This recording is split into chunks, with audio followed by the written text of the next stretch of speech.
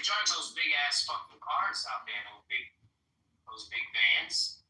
That's true. They drive them big vans. True. That's true. True that. So what do you got? What do you got, my friend? What's that in your PTR? What do you got? I forget. There is no conclusive evidence that humans predicted slavery 50,000 years ago. What the fuck? Well, what a rage bait. What? Well, they were saying that slavery was human nature, and it was human nature to enslave other people, and that's not supported by history. Actually, I think farming is the reason why we. I agree wholeheartedly. Who said that? Megatron. Yeah, that's my nigga right there. I just asked him a friend. Yeah, I'm gonna add you back, bro. Well, Megatron is right, and Megatron could explain, or I could explain. I mean, but basically, so I'm gonna explain. Yeah, he's gonna explain. Okay, so this is gonna go right back to the Cain and Abel story, right? And you see, Cain was he was the farmer, and Abel was the sheep herder. So since we're in a new era, right? This is how, because the story was told many times, right? The era that we live in after the Ice Age, we had to explain that if we were sheep herders, we would die because the winters are going to get longer, and we need to farm the land and save the crops for longer winters. So Cain killed Abel. And you know what? You know what's crazy about that story? If Abel is the only one that can actually give a lamb for sacrifice, what the fuck is Abel going to do? He's a farmer. What was he going to give? So, yes, that is a good way to say it. I've got to go soon, but let me just say, if you don't want to use Cain and Abel, because that's all a metaphor based on biblical references, stories of this people, Cain and Abel. Exactly. That's why I'm using the metaphor. That's good. You want to go into a big explanation. But of course, the truth of what you're saying is that the industrialized people, the Cains of the world, they did, for the vast majority, for the most part, they killed the indigenous people, the Abels of the world. Cain, the city maker, has destroyed Abel, the loincloth wearer. And if you ask me, would you rather live in New York City and be depressed and take an antidepressant, or would you rather wear a loincloth and have an orgy while on mescaline? I would rather have the loincloth mescaline orgy. Yes, thank you. And with that, I'd like to pass it to Exent. I would like to have the orgy too. I'd like an orgy. No, did Cain kill Abel or did Abel kill Cain? The thing is, repentance. If whoever killed who, they never repented. If they would have repented, it would have changed history forever. Additionally, when Moses went before Pharaoh and cast his, rod that turned into a serpent, if Moses would have only have said, you know what, Moses, come on into my office. This is some amazing magic. Let's actually incorporate you into our government and all your people. The history of the Jews would never have happened. Hello? Stop you. You're wrong. You have to stop you. You're wrong. Okay? So because of the sin of Adam, because no one repented for Adam. Hello? Cain killed Abel. And then the bird's offering started. So, hello? You're reading the Quran too much, buddy. Get back to the roots. No, I was watching Cecil. B. DeMille's 10 Commandments with Charlton Heston. And, if Israel was founded in 46, and 10 Commandments came out 10 years later, 10, not 11, 10, not 9. Listen, Cecil B. DeMille's 10 Commandments is the greatest propaganda film for the state of Israel ever. It's just genius. Like, obviously, it's not just about Moses. It's actually a propaganda film for the state of Israel. When I first met you, you were like 100% an Israeli Jew. Like, what happened to you now? What's wrong with you? You're not Jewish no more. You're not Jewish no more. Rabbono Shalom. Let me put on my tefillin and my tachlis. His father is Jewish and his mother is gorgeous. I'm technically a Mishling according to the Nuremberg laws, and I think to Israel, you're a Jew. No, I think a patrilineal Jewish state is what's required here in the northeastern or northwestern part of Gaza. I call it JPAMK, the Jewish Patrilineal Ashkenazic Mishling Kingdom. And I think that it's a great place for, a layover between America and Iran in JPAMK. No need to go to what they call Palestine. Just come to JPAMK, because patrilineal Jews are the actual Jews, the real Jews, not these matrilineal Jews. That's a bad rabbinic ruling. That was an incorrect and inaccurate rabbinic determination. It's really the matrilineal Jews that are the real Yiddishkeit. Alright, so you know what I was thinking about? Because we were talking about marriage the other morning, on how marriage is not official. Like when you go to Israel, you got to do CCD classes to get the fucking, get the license or whatever. I was thinking about recording and making a YouTube and kicking off my YouTube career with making pretend that I bought tickets to Israel, right? Because I have the passport, and I want to tell my wife that I want to have a real Jewish wedding in Israel and be do the whole thing, and then giving her the face I really want to do it, and just hearing her freak the fuck out. I want to record her freak the fuck out. I'm not going to Israel, no fucking way. Don't tell me you used your credit card for this shit. Oh my god, it'd be fucking. Oh my god, it'd be classic. I'll tell her, yo, baby, I bet you got a good place. I only spent $15,000. 15? Oh my god, I would love it.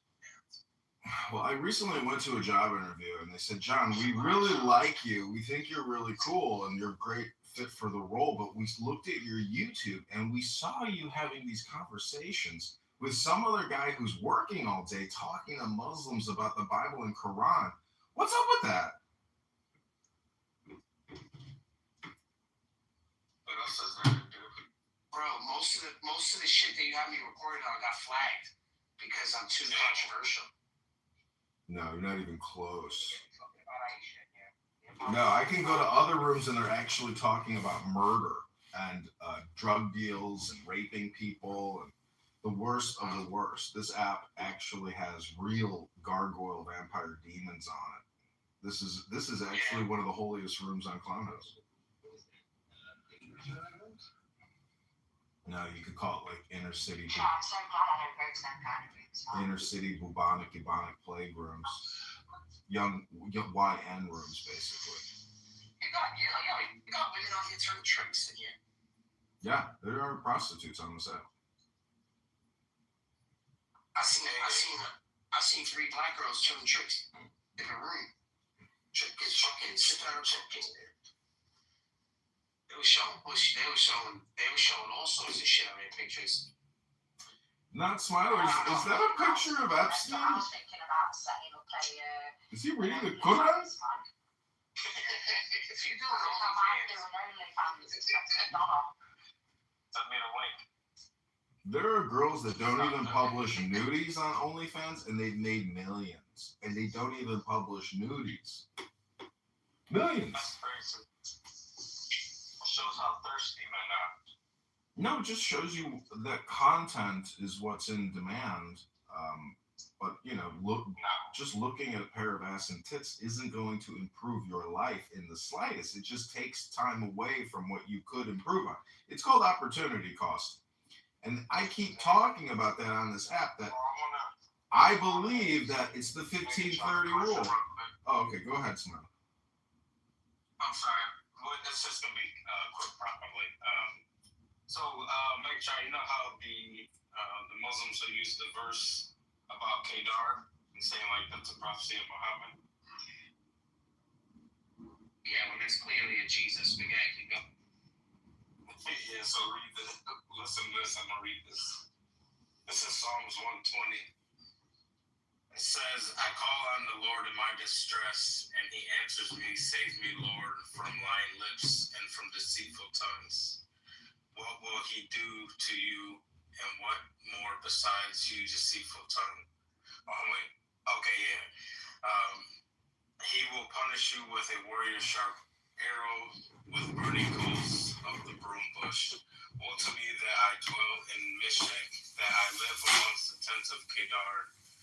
Too long have I lived among those who hate peace. I am for peace, but when I speak, they are for war. So Islam is also so if Kedar is Muhammad's whole situation, then I mean that's pretty spot on. Among those he lives among those who hate peace. The Muslims definitely hate peace. I don't know. I thought that was interesting. I was listening to the Book of Psalms today, and I'm like, what the hell? That's great.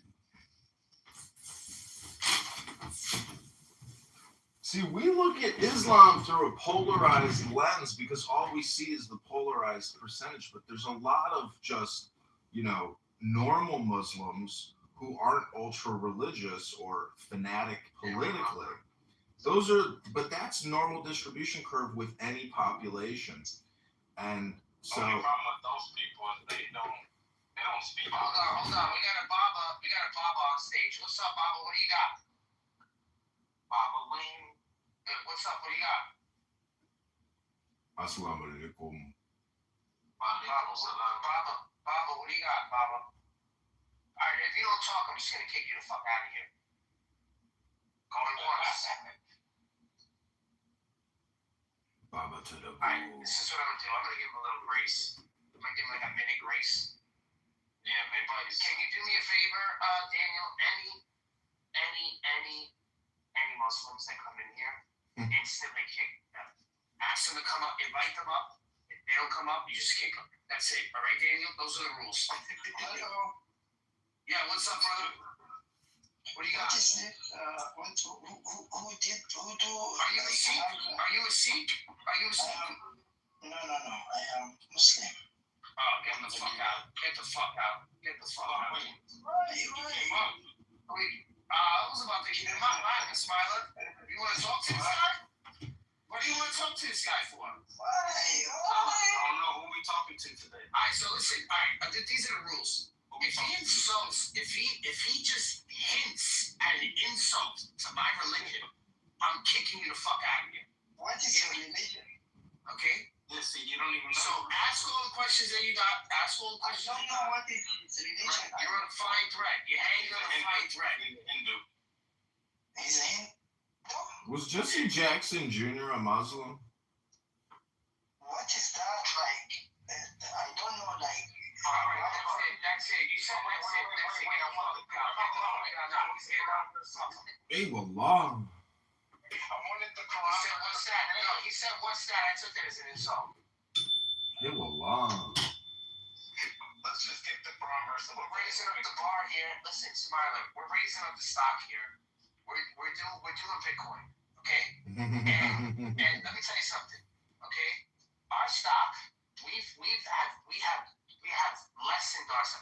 What we have done is we've sold too many stocks, and now it's shit. So we got to do is we got to raise the stock. Now we got to stop making them. Doing a stock buyback. Yes, exactly. So what we're doing is we're going to stop making material, and we're just going to whatever material's out there, it's just going to raise itself. You understand? Okay. Can I get a remember? Who's this guy, Abby? Hold on a second. This is the wrong verse of the day. This guy. See, he left. See, he knows. They leave. Yeah, no, they leave. It's better. It's better if they leave on their own. I just want a Quran verse of the day. Who's this guy? Nude. Oh, you're gonna love Mood. Okay, all right, he's cool. All right, he's fun. Mood is a former Palestinian terrorist who detonated a bomb in Nablus. No, it's not. Oh, he's not? If he comes up You here, don't right leave. now, I'm not hinting that he's a Muslim. But if I get the inkling that he's a Muslim, he's gone. He's not. I'm going full jihad. I'm turning it back. Well, some of us have to read books for a living. So, gentlemen, I gotta leave and start reading my book for the day. Go read. Go do the book. Go club. Take it far. All right. Thank you. Go read the Bible. It's incredible to be able to actually have the time to read a book. It's unbelievable. So difficult to get to the financial point in your life where at noon for like the next 6 hours you could just read a book, smoke weed, and have a cocktail all day. I mean, it's like miracle. Ribono shalom. Hashem, God, Jesus Christ is looking down on us right now saying, what are you going to do with your day? How are you going to spend your time? What are you going to say? What are you going to hear? Mr. Scumberg, Dr. Scumberg up there next to the IKEA outlet.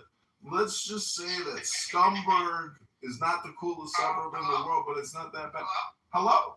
You know this nigga, Liz Bundy? Listen, we don't talk about that stuff on here. We don't keep it really simple. It's all day Bible. I've also been reading The Art of Worldly Wisdom. So not many people know who Baltasar Gracian is, but he's a famous Jesuit priest. Yeah, right. Yeah. Actually, thank you for doing that. Megatron, what do you think about the Jesuits, Megatron? We gotta turn you down just a little bit. Yeah. The Jesuit? I don't know what Jesuits are. It's a Catholic order. I know what conversation you were listening to. You were listening to Converse. You just listening to Converse talk about his middle knowledge of God, and he shut the fuck up.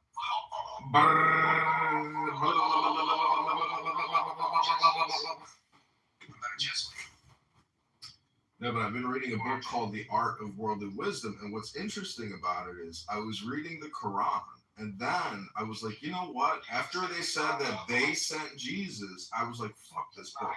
So I put this... Wait. What verse is that? Who sent Jesus? They sent Jesus. That's what they claim in the Quran. They took the editorial vein. I don't understand it, but it makes a huge leap and a jump out of nowhere in the and it's halfway through. And I was like, you gotta be kidding me. This is an all or nothing statement saying that they're the new in group and Christians are the out group. In one giant statement, they make a huge claim. It's unbelievable. Yeah, they sent Jesus. I was like, they? They became they? Who they? That's what I'm saying. Who they? Alright, let's get the Islamophobic pictures up. Also, don't forget Muhammad with the Mo. His other name is Abdul. And that's like saying there's a Dr. Jekyll, Mr. Hyde to Muhammad. He's got AKA names. He's got, Abdul. Abdul. Have you met Abdul? Muhammad's evil brother? Hello? Oh my God, John. Oh, man. What do you mean, bro? What do you want? That's a man.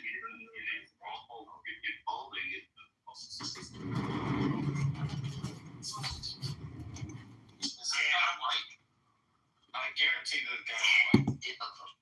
I just heard you're banned from. Is this Joanna, the Jew?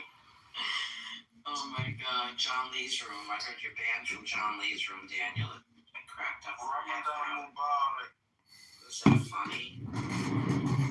It's fucking hilarious, dude. Listen, John Lee is busy charging the batteries on his RV and putting together egg sandwiches They for got people. stolen. Oh no! Everybody got stolen. I think it's water. I think he's the biggest liar ever. No. I sent him $100. Anyway, I just told him that he needs a license to serve the homeless food, What if they get sick on the food? He doesn't have a license. Oh, Joanna, relax. You can give food to anybody. Who cares about that license shit when you're homeless? I tried to start a food business for fruits, and we got stopped. Yeah, well, that's a business. When we're talking about just giving food to other homeless bums that live on your street. Can I just get in here? I'll be like 10 seconds, like always. Thank you. Actually, it's not worth it. Go ahead. How's their book sales coming along, John? Are we going to co-publish a book? Yeah, this is my new book. I have the picture up here. What's it called? The Raven and the Rabbit. What the fuck? It's in my PTR. Yikes. We need to like, Joanna, we need to come up with some titles like how to start a clubhouse podcasting business. Shit like that. You know, we need you to go across these clubhouse streets, go into these rooms and start promoting how to start a successful clubhouse business and like publish that book on Amazon. See if we can't do, a couple thousand in sales this month. Clubhouse business? Yeah, who cares? Just use the word clubhouse in the name of the book. Don't worry about the copyright infringement. Right. This app is owned by Reid Hoffman, a faggot in the Epstein What's files. The content? Pedophile from the Epstein files. Don't worry about this app. It's garbage. What do you want me to write about? Reid Hoffman and how he's a fucking pedo. We'll claim that you can get rich on Clubhouse. And don't center yourself, please. Anyway, Daniel, there's people that are blocked. What? Dude, there's 3 people that are blocked. That's why it's funny. P. Mars, Tom Rabbit, and you. Is that fucking hysterical, bro?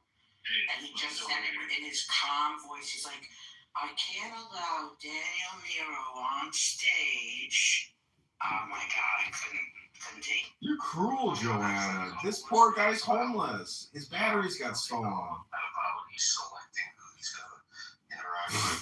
Give him a fucking break. He's an absolute nutter. Yeah. The same category as He's a YouTuber now, though.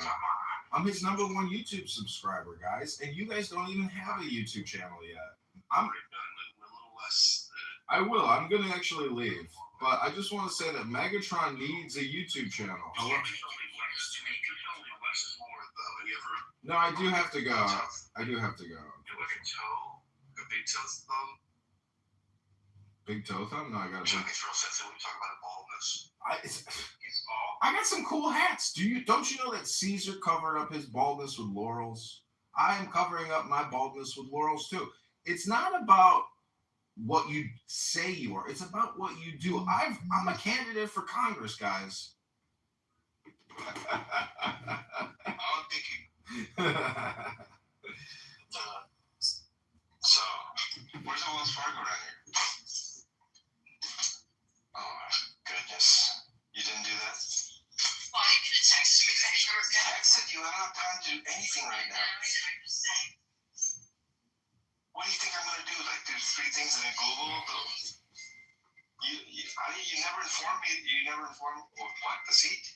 It's packed. What do you think? Listen, I'm not trying. Okay, I'm not trying. Listen. Just don't talk. Yeah. So you never. I'll have to talk to her. Wait, I'm online right now. I'm doing my ministry right now, just to let you know. Okay? That's why I'm doing a lot of things. I had to leave food with Miguel. This seat was completely full like this. If I didn't leave it, I almost left. Here's the Wells. Well, the Bank of America is just 1 block away from here.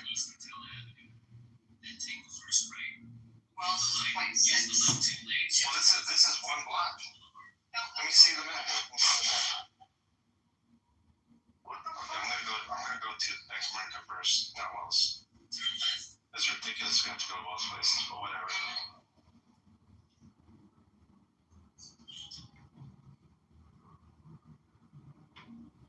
John Lee's girlfriend just told him to stop talking.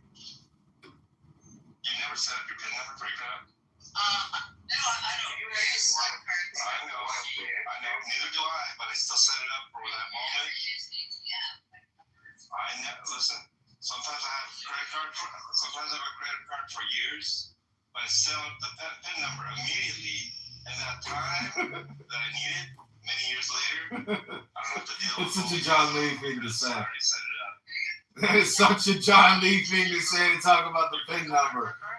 Oh my God. No,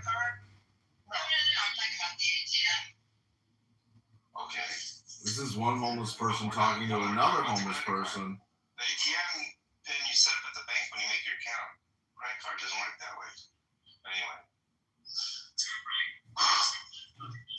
Yeah, John Lee's upset. He's got to explain how to use a debit card versus credit. Ladies and gentlemen, I just got to say that, you know, John Lee's ministry really is for fools. You have to be in on the inside joke that you're listening to, you know, a tard. And that's okay. But Barth here and Daniel here are cultivators of exquisite conversations and debate. And actually, I consider Megatron technically to be a subject matter expert in the same way that Augustus is a UFO expert. It's because you spend so much time actually really talking to... Look at the title. How bald is John? Oh, I got to vote. Totally bald. Oh, my God. He's totally bald. Totally. All right, everybody. Well, have a great day. I hope you guys have... And I am going to actually set up a new recording studio and put this all on YouTube. It's already, a lot of it's on YouTube, but... I like it. He kicked me from all the groups. Oh, shit. Get up there. Here we go.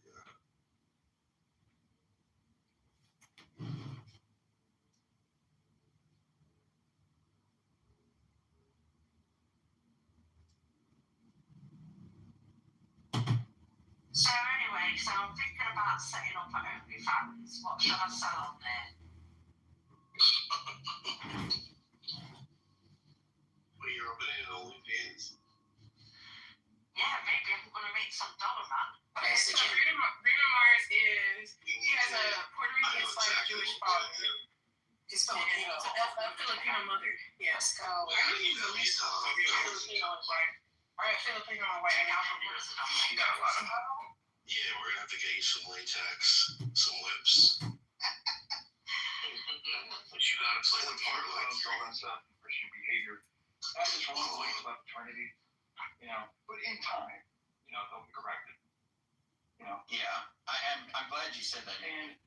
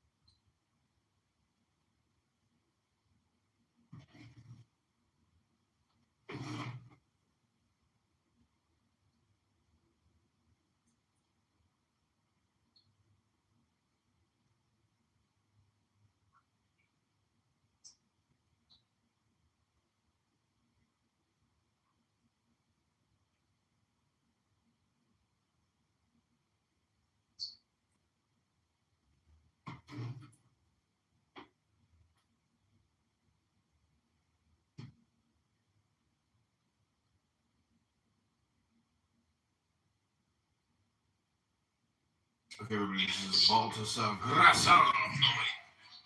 Standing to your feet as we receive a champion for justice, our United States Senator. Wait, which one?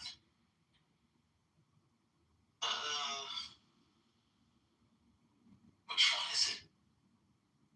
Oh, it's the full Atlantis. It's 30 minutes. This was 10 days ago. To Elise Wade.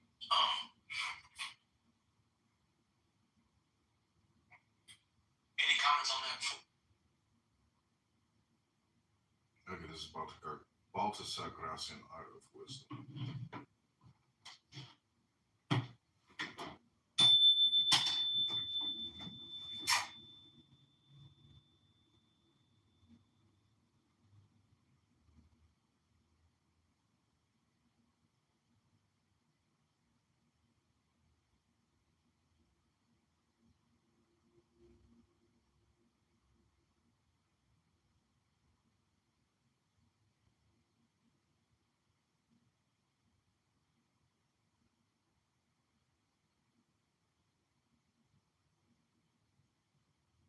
And excellent things, if only to console itself like lightning. Censure strikes the highest places, so that Homer, not in times, pretend that your intelligence or courage, though not your prudence, has committed some act of carelessness. Then we mark malevolence will calm down, and our bursting bubble of poison. This is like waving on a cape in front of the bowl of envy in order to escape with immortality.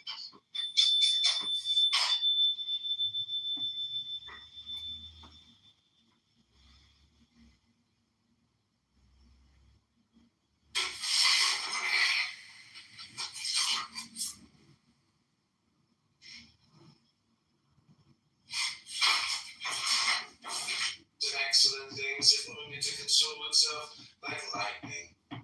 Censure strikes the highest places, so that Homer, not in time.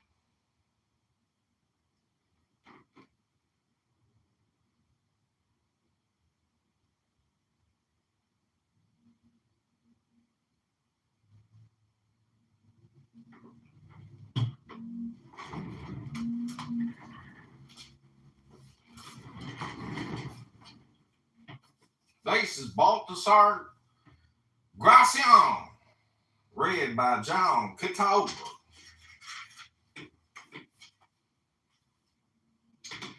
A stomach for big helpings of fortune. The body of prudence should have a big gullet. A great talent is made up of great parts. If you deserve the best luck, don't eat your fill of good luck. What is surefit to some is hunger to others. Some people waste exquisite food because they have no stomach for it. They weren't born for and aren't accustomed to high occupations.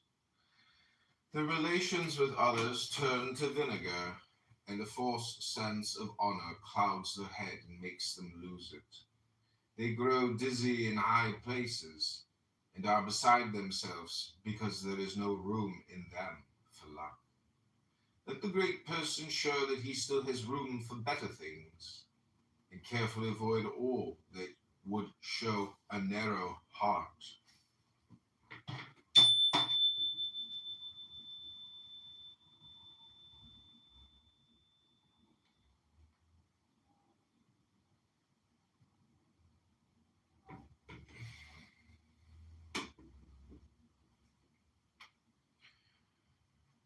To each the dignity that befits him. Not everyone is a king, but your deeds should be worthy of one, within the limits of your class and condition. A regal way of doing things, sublimity of action, a lofty mind. You should resemble a king in merit, if not in reality. For true sovereignty lies in integrity. You won't envy greatness if you yourself can be a norm of greatness. Especially those who are near the throne should acquire something of true superiority. They should share the moral gifts of majesty rather than the pomp, and aspire to things lofty and substantial rather than to imperfect vanity.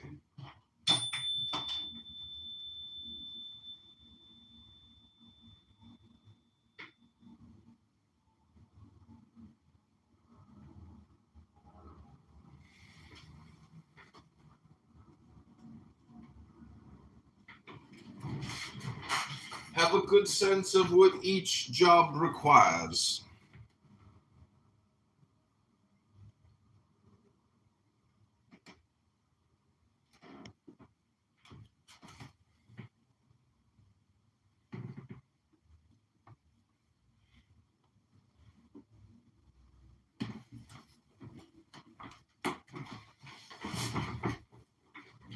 Jobs vary, and it takes knowledge and discernment to understand the variety.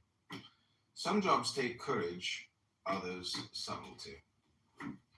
The easiest ones are those that depend on honesty, most difficult those that require artifice. The former require only natural talent, the latter all sorts of attentiveness and vigilance. It is much work to govern men, and even more, fools, madmen. It takes double intelligence to rule those who have none. The job that is unbearable is the one that takes over the whole person, working full time always in the same manner. Far better are the jobs we don't grow bored with, where variety combines with importance and refreshes our taste. The jobs most respected are the ones that entail the most or least dependence, and the worst are those that make us sweat the hardest, both here and even harder in the hereafter. Bull rush, power rush.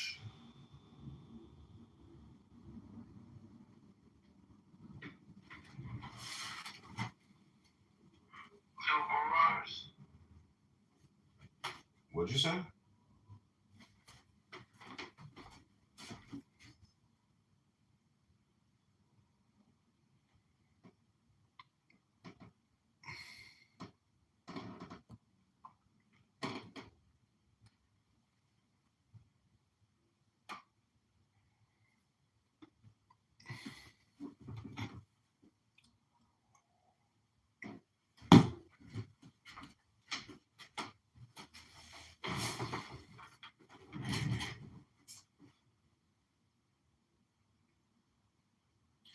Don't be tiresome.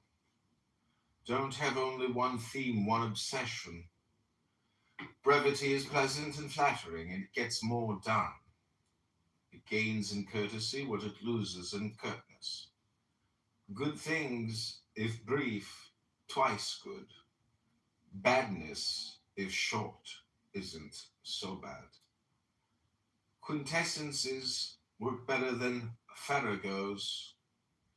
Everyone knows that a tall person is rarely an intelligent one, but it's better to be tall in stature than long in conversation. Some people are better at disturbing than adorning the universe. Useless trinkets shunned by all. The discreet person should avoid tiring others, especially the great or very busy. It would be worse to irritate one of them than the rest of the world. Well said is quickly said.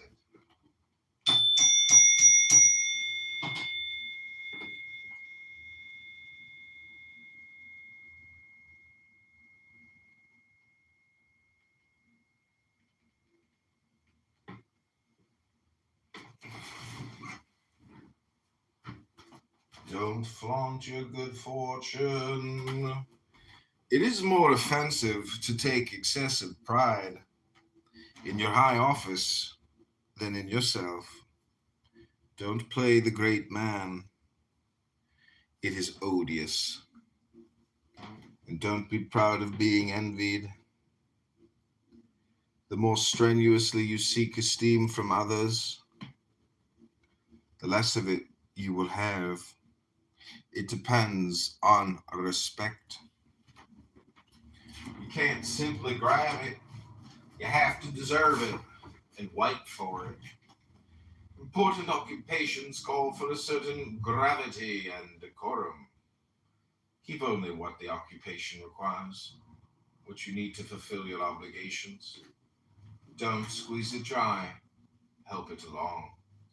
Those who want to look like hard workers give the impression that they aren't up to their jobs. If you want to succeed, do so using your gifts, not your outer trappings. Even a king ought to be venerated more because of his person than because of his pomp and circumstance.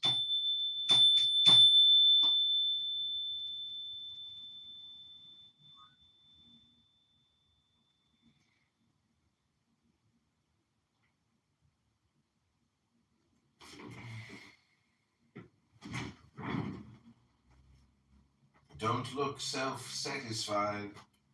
Don't go through life feeling discontent with yourself, which is timidity, or satisfied, which is foolishness. Self-complacency usually arises from ignorance, and it leads to a foolish happiness that tickles the taste but ruins the reputation. Unable to discern the high perfection of others,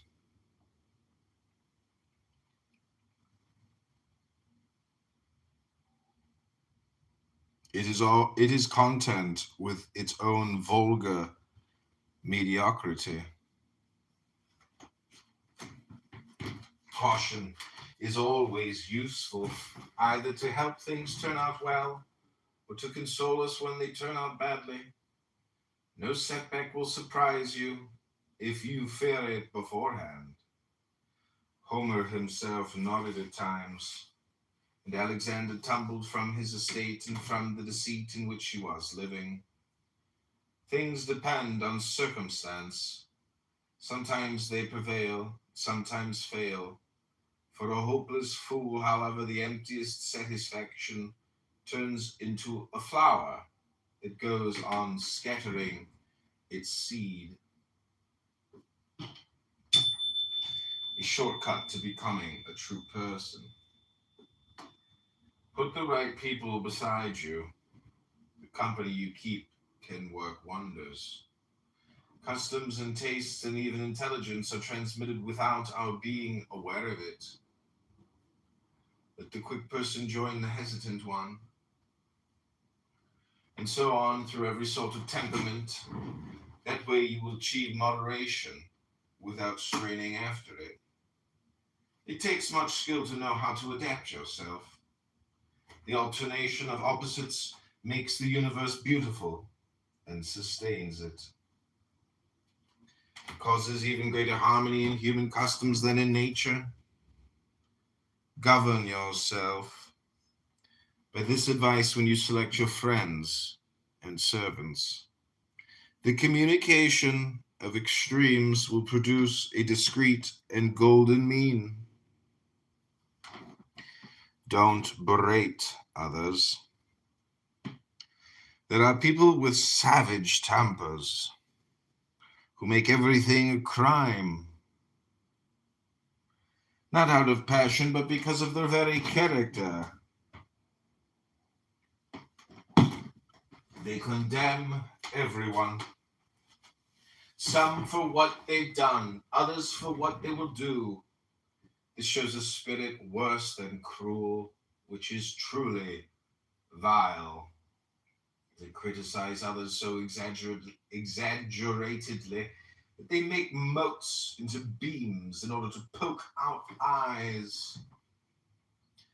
They are taskmasters who can turn a paradise into a prison.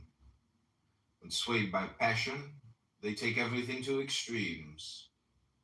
Good-natured people are able to pardon anything.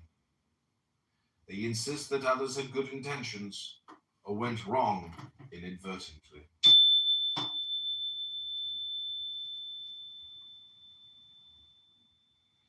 Don't wait to be a setting sun. It is a maxim of prudent people to abandon things before being abandoned by them. You should make even your end into a triumph. At times the sun itself retires behind a cloud, so that no one will see it fall, and it leaves us wondering whether it has set or not. Avoid sunsets so as not to burst with misfortune. Don't wait for people to turn their shoulders on you. They will bury you alive to your regret, dead or renown. The prudent know when to retire a racehorse, and do not wait for him to collapse in the middle of the race. To the laughter of all, let beauty shatter the mirror cleverly, at the right time and not too late when she cannot bear the truth. Have friends, They are a second being to a friend. All friends are good and wise. When you are with them, all turns out well. You are worth as much as others want you to be and say you are. And the way to their mouths lies through their hearts. Nothing bewitches like service to others. The best way to win friends is to act like one. The most and best we have depends on others. You must live either with friends or with enemies. Win one each day, if not as a confidant, at least as a follower. Choose well, and some will remain whom you can trust. Win the goodwill of others, even the first, highest cause. Subnote the divinity. In the most important matters does things this way. Reputation is purchased with affection. Some trust so much in their own worth that they make light of diligence. A prudent person knows very well that merit can take a shortcut if helped by favor. Benevolence makes everything easier and compensates for whatever is lacking. Courage, integrity, wisdom, and even discretion never sees ugliness, for it doesn't want to. It is usually born from similarity of temperament, race, family, country, or occupation. In the spiritual realm, benevolence bestows talent, favor, reputation, and merit. Once one wins it, this is difficult. It is easily kept. You can make an effort to win it, but you must also know how to use it.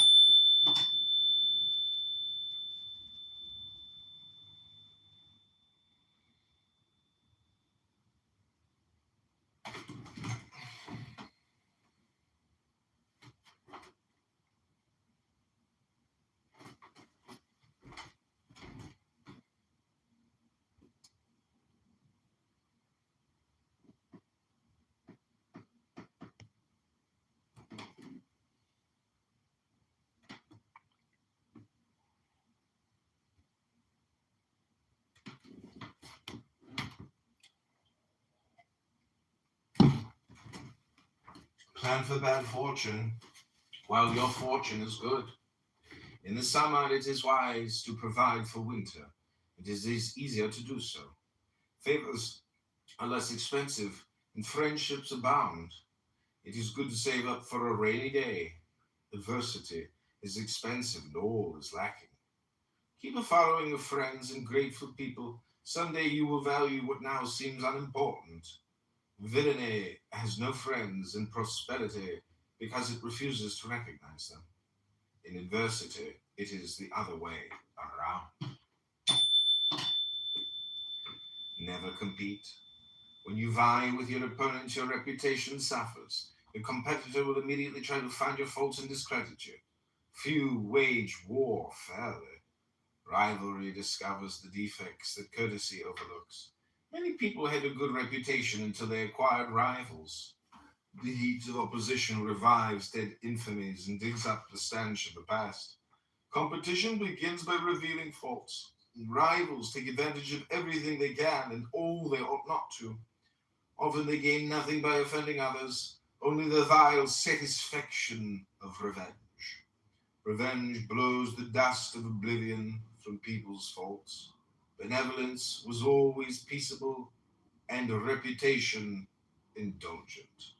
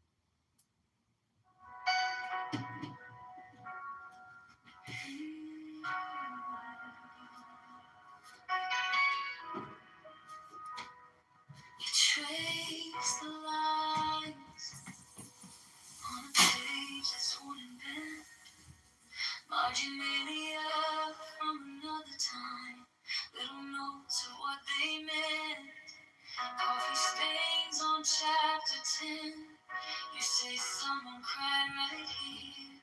All these quiet, folded corners, holy.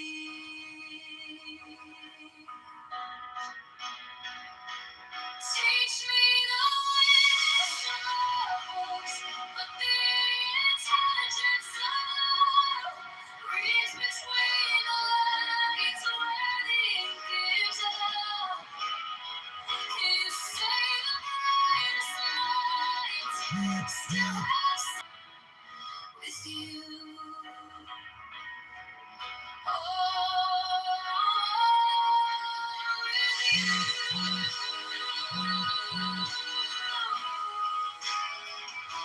You quote a line about patience, about grace. Then you stop and start to smile with that softness in your face. You can memorize the theories, but still not know their soul. Then you press your thumb to mine, and it feels like coming home. Teach me the wisdom of books, but the intelligence of love, where apology is gentle and forgiveness is enough. You say the bravest hearts hold fast ones to return. So turn that fragile page and let a restless heart learn from you.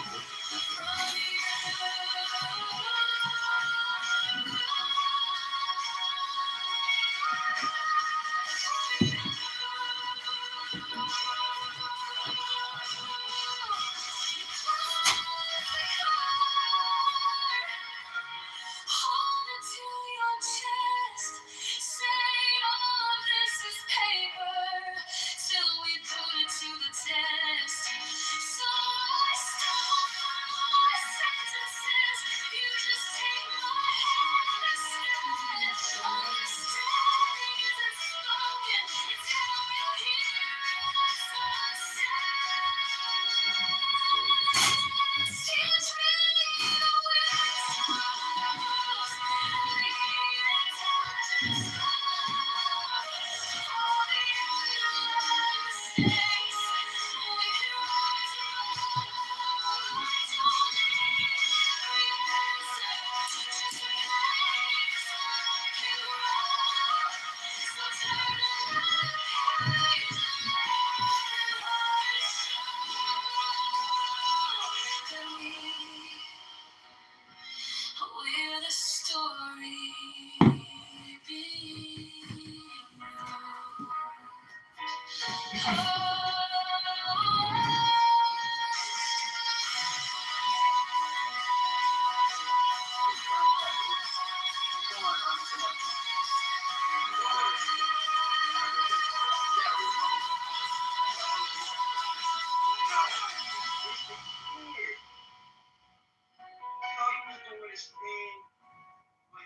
He hadn't even got to the Negroes just yet. Wasn't just there yet, right? The nigga OG Mac will come with Bishop, guessed it, right after Tuesday by McConnell.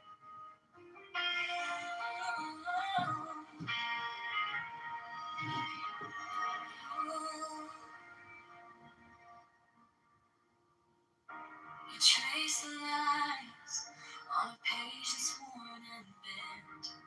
Marginalia from another time. Little notes of what they meant. Coffee stains on chapter 10. You say someone cried right here. All these quiet, folded corners hold the years. Teach me the wisdom of books, the intelligence of love. Read between the lines where the ink gives up. You say the brightest minds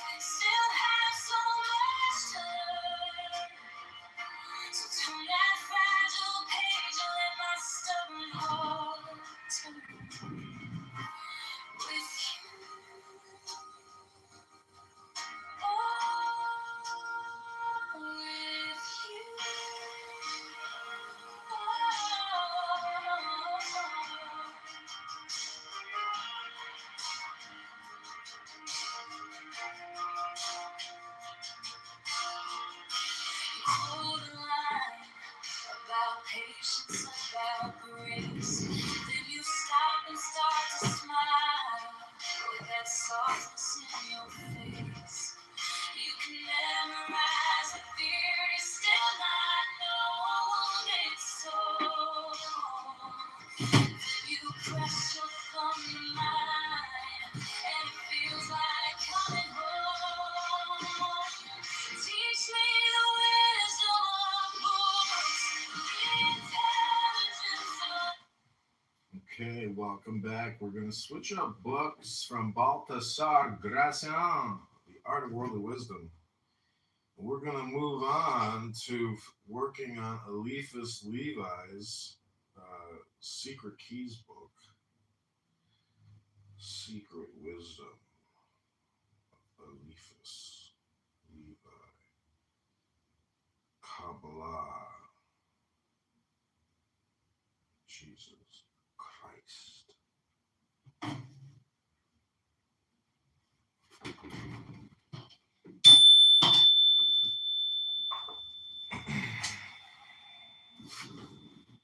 Number 19.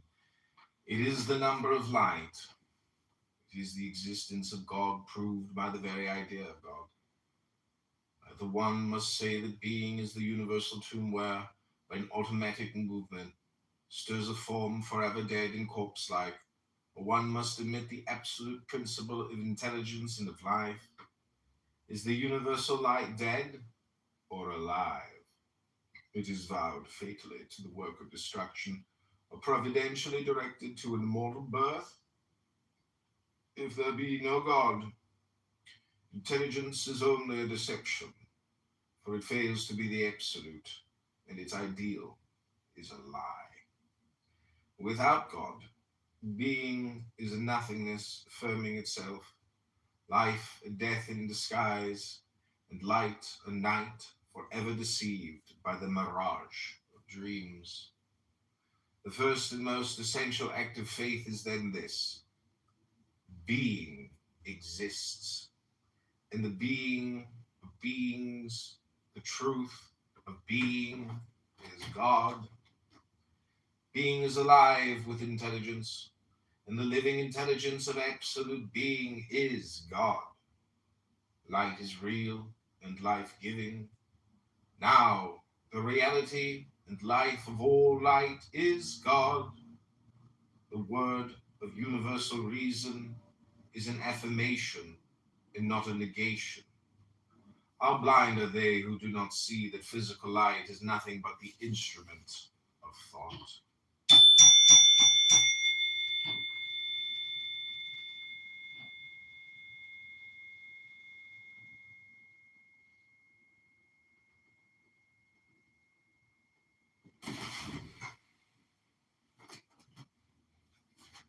Thought alone then reveals light and creates it in using it for its own purposes. The affirmation of atheism is the dogma of eternal night. The affirmation of God is the dogma of light. We stop here at the number 19. Although the sacred alphabet has 22 letters, but the first 19 are the keys of occult theology. The others are the keys of nature. We shall return to them in the third part of this work. Let us resume what we have said concerning God by quoting a fine invocation borrowed from the Jewish liturgy. It is a page from the Kabbalistic poem Kether Malkuth by Rabbi Solomon, son of Gabriel.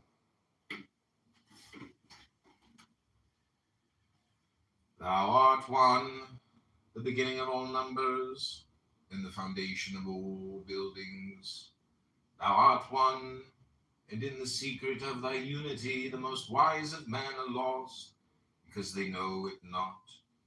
Thou art one, and thy unity neither wanes nor waxes, neither suffers any change. Thou art one, and yet not the one of the mathematician, for thy unity admits neither multiplication nor change nor form. Thou art one, and not one of mine. Imaginations can fix a limit for thee, and give a definition of thee. Therefore I will take heed to my ways, lest I offend with my tongue. Thou art one indeed, whose excellence is so lofty, that it may in no wise fall, by no means like that one which may cease to be. Thou art the existing one.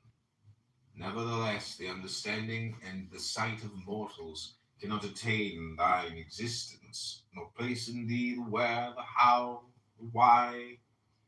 Thou art the existing one, but in thyself, since no other can exist beside thee.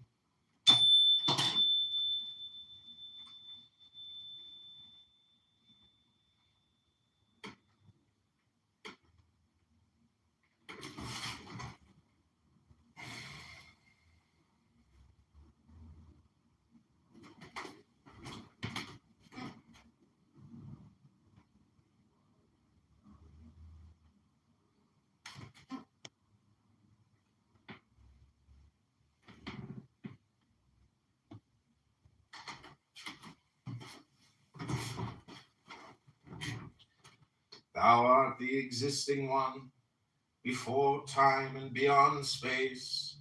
Thou art indeed the existing one, and thine existence is so hidden and so deep that none can discover it or penetrate its secret. Thou art the living one, but not in fixed and known time. Thou art the living one, not by spirit or by soul, for thou art the soul of all souls. Thou art the living one, but not living with the life of mortals. It is like breath, whose end is to give food to worms. Thou art the living one, and he that can attain thy mysteries will enjoy eternal delight and live forever. Thou art great. Before thy greatness all other greatness bows, and all that is most excellent becomes imperfect. Thou art great above all imagination, and thou art exalted above all the hierarchies of heaven. Thou art great above all greatness, and thou art exalted above all praise. Thou art strong, and not one among thy creatures can do the works that thou dost, nor can his force be compared with thine.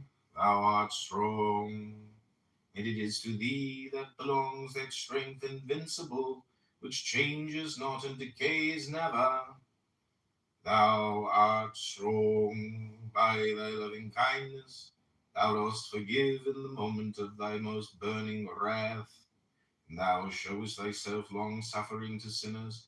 Thou art strong in thy mercies, long-suffering to sinners.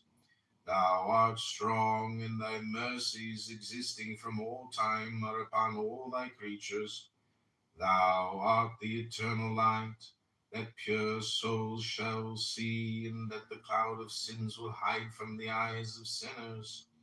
Thou art the light which is hidden in this world and visible in the other, where the glory of the Lord is shown forth. Thou art sovereign, and the eyes of understanding which desire to see thee are all amazed, for they can attain but part of it, never the whole.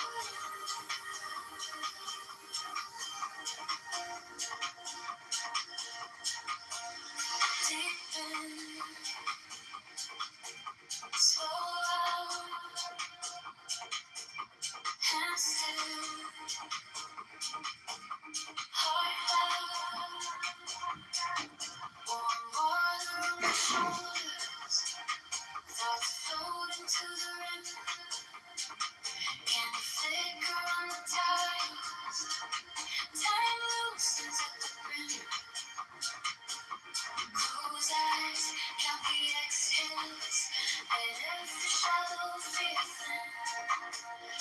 One breath, then another. I sigh through my skin.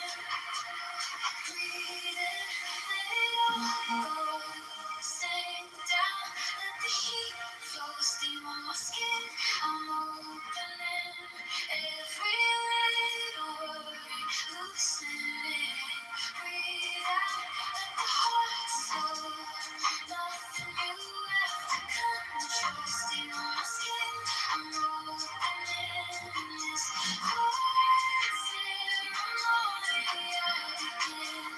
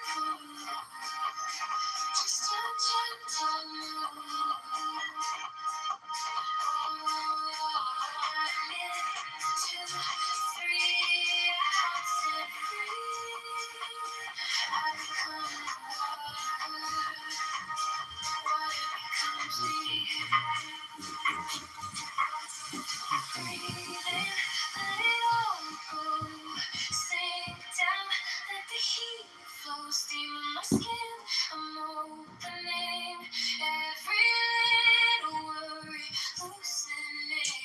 Breathe out, let the heart slow.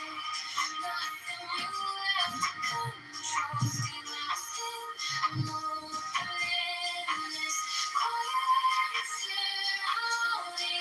I begin.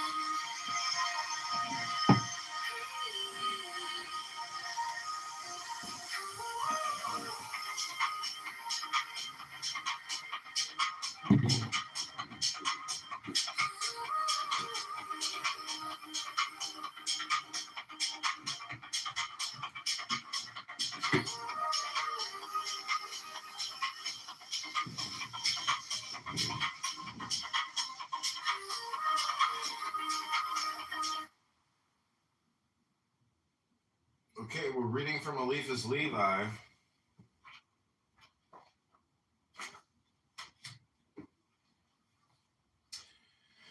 This divine will has hollowed, designed, purified, and molded. It has ordered nothingness to open itself, being to shut up, and the world to spread itself. It has spanned the heavens and assembled with its power the tabernacle of the spheres. With the cords of its might, it has bound the curtains of the creatures of the universe, and touching with its strength the edge of the curtain of creation, has joined that which is above to that which was below. We have given to these bold Kabbalistic speculations the only form which suits them, that is, poesy, or the inspiration of the heart. Believing souls will have no need of the rational hypotheses contained in this new explanation of the figures of the Bible, but those sincere hearts, afflicted by doubt, which are tortured by 18th century criticism, will understand in reading it that even reason without faith can find in the holy book something besides stumbling blocks. If the veils with which the divine text is covered throw a great shadow, this shadow is so marvelously designed by the interplay of light that it becomes the sole intelligible image of the divine ideal, incomprehensible as infinity, and indispensable as the very essence of mystery.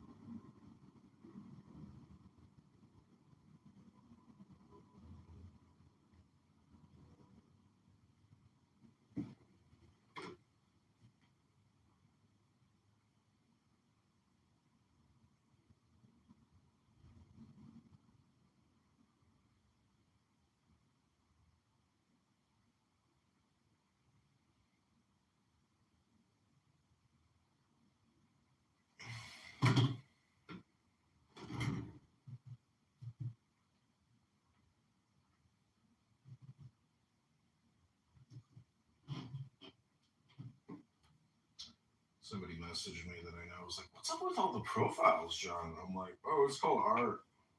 What'd you think you were doing on all the social media platforms?"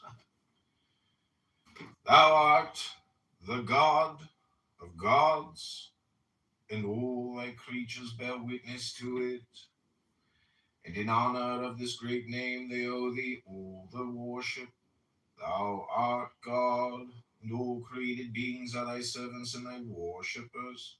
Thy glory is not tarnished, although men worship other gods, because their intention is to address themselves to thee. They are like blind men who wish to follow the straight road but stray. One falls into a well, the other into a ditch. All think that they are come to their desire, yet they have wearied themselves in vain. But thy servants are like men of clear sight, traveling upon the high road.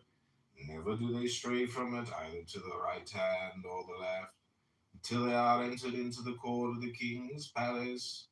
Thou art God, who by thy Godhead sustainest all beings, and by thy unity dost bring home all creatures. Thou art God, and there is no difference between thy deity, thy unity, thy eternity, and thy existence, for all is one and the same mystery. Although names vary, all returns to the same truth. Thou art the knower, and that intelligence which is the source of life emanates from thyself, and beside thy knowledge all the wired from thee. Thou art the knower, and thou hast learned thy knowledge from none. nor hast acquired it but from thyself.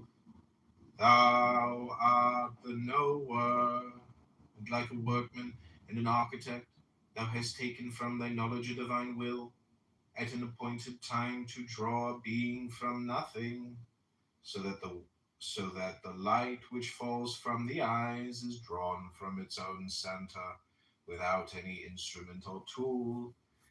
This divine will has hollowed, designed, purified, and molded. It has ordered nothingness to open itself, being to shut up, and the world to spread itself. It has spanned the heavens and assembled with its power the tabernacle of the spheres.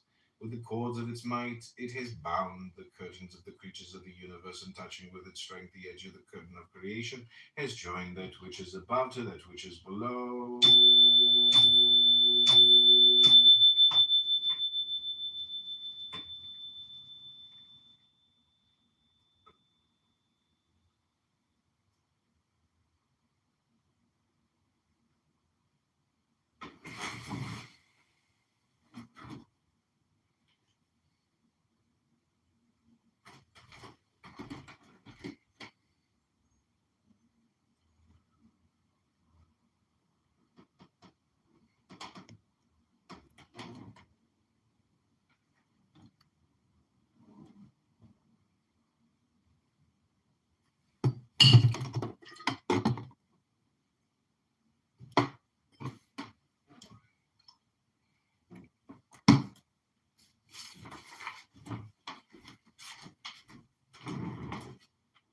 What up, Danny? I was just reading an interesting prayer, a Kabbalistic prayer. Very interesting.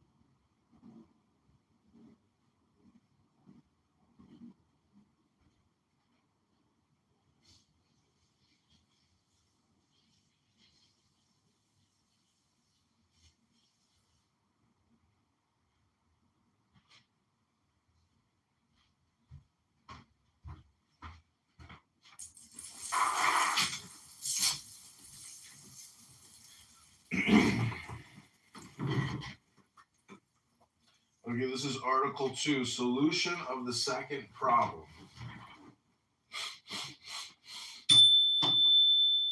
True religion.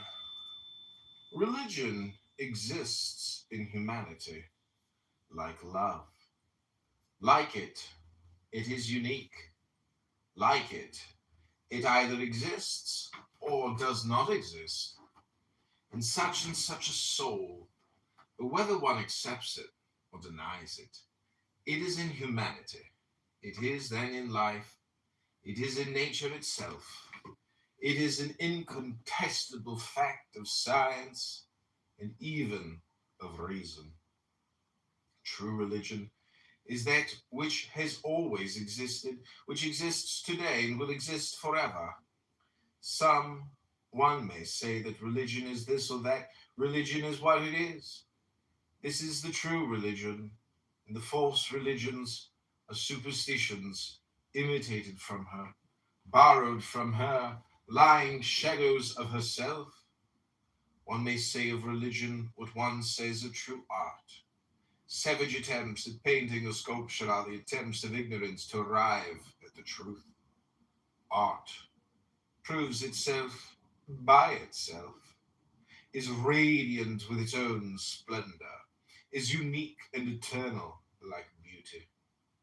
The true religion is beautiful, and it is by that divine character that it imposes itself on the respect of science and obtains the assent of reason.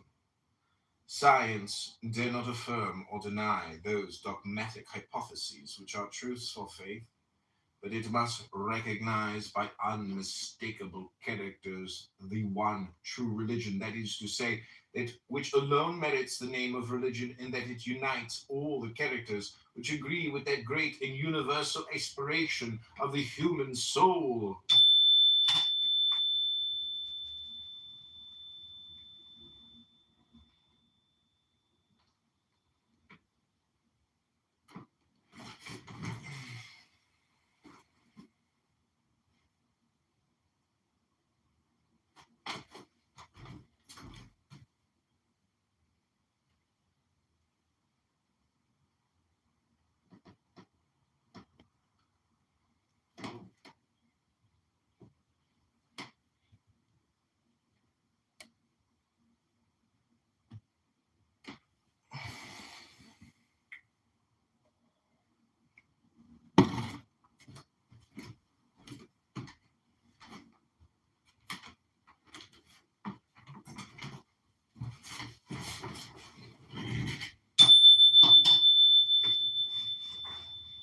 One only thing, which is to all most evidently divine, is manifested in the world.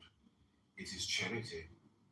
The work of true religion should be to produce, to preserve, and to spread abroad the spirit of charity. To arrive at this end, she must herself possess all the characteristics of charity in such a manner that one could define her satisfactorily in naming her organic charity. Now, what are the characteristics of charity? It is St. Paul who will tell us. Charity is patient. Patient like God, because it is eternal as He is, suffers persecutions, never persecutes others. It is kindly and loving, calling to itself the little and not repulsing the great. It is without jealousy. Of whom and of what should it be jealous? Is it not that better part which shall not be taken away from it? It is neither quarrelsome nor intriguing. It is without pride, without ambition, without selfishness, without anger. It never thinks evil, never triumphs by injustice, for all its joy is comprehended in truth. It endures everything without ever tolerating evil, believes all. Its faith is simple, submissive, hierarchical, and universal.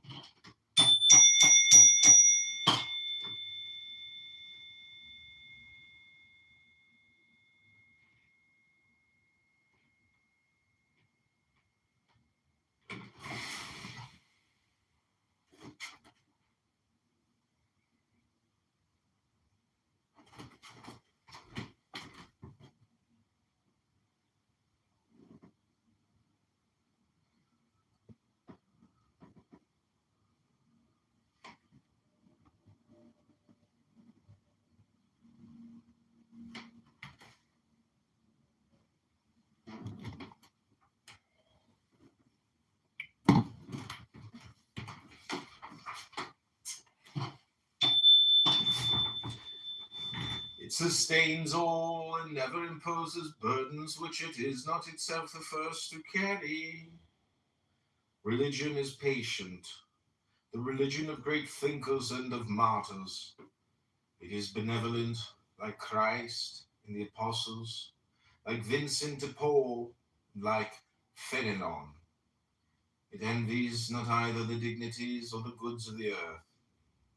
It is the religion of the fathers of the desert, of sacrifice. It has, in short, all the characteristics of charity, because it is charity itself.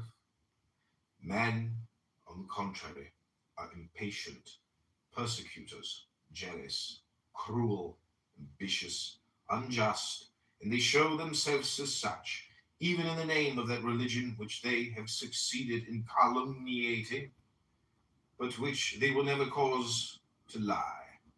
Men pass away, but truth is eternal. Daughter of charity and creator of charity, in her own turn, true religion is essentially that which realizes. She believes in the miracles of faith because she herself accomplishes them every day when she practices charity. Now, a religion which practices charity may flatter herself that she realizes all the dreams of divine love. Moreover, the faith of the hierarchical church transforms mysticism into realism by the efficacy of her sacraments. No more signs, no more figures whose strength is not in grace, and which do not really give what they promise. Faith animates all, makes all in some sort visible and palpable. Even the parables of Jesus Christ take a body and a soul. They show at Jerusalem the house of the wicked rich man. The thin symbolisms of the primitive religions overturned by science and deprived of the life of faith resemble those whitened bones which covered the field that Ezekiel saw in his vision. The spirit of the Savior, the spirit of faith, the spirit of charity has breathed upon this dust, and all that which was dead has taken life again. So really that one recognizes no more yesterday's corpses in these living creatures of today.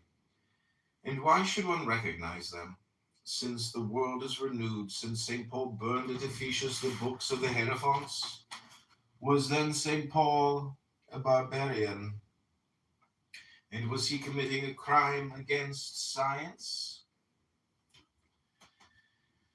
No, but he burned the winding sheets of the resuscitated that they might forget death.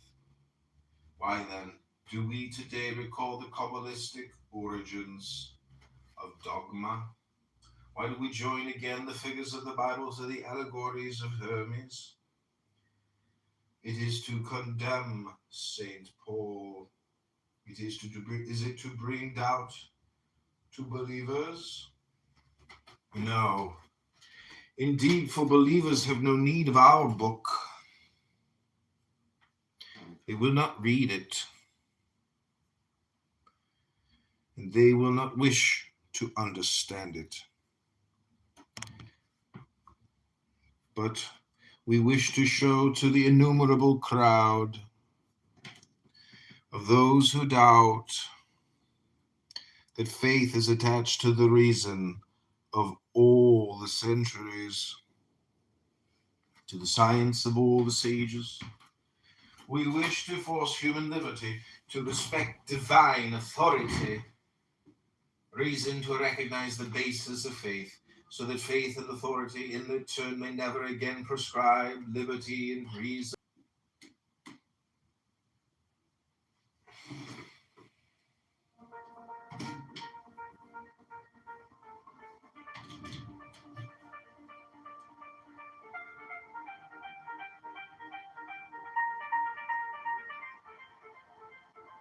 You wish to raise your flag, still shaking in your hand. You crave the final word, but don't know where you stand. You call these race to war, you call these down to shame. You win a little fight, lose your own true name. This is the prudence of a victory. Knowing which battles you can be right there. Come back your anger from the edge of your soul. That's the wisdom of a victory. Why you ain't stand? You're a champion. Weapons gotta steal.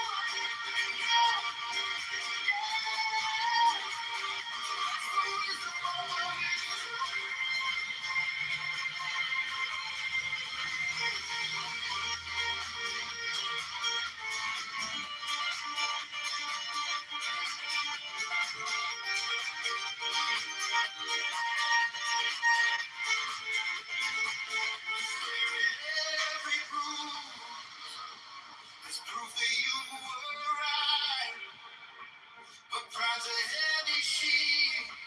Feels the soft light. What if the brave move? Just letting someone in to see a trembling hand. Still call that a win. This is the prudence of a victory. Knowing which battles you can leave undone. Knowing you're able for the edge of your throne. That's the wisdom of a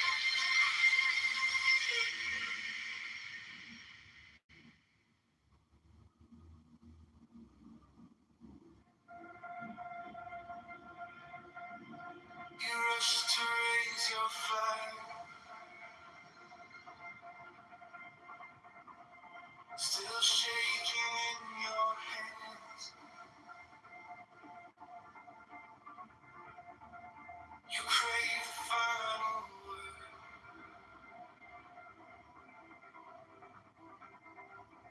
Don't know where you stand.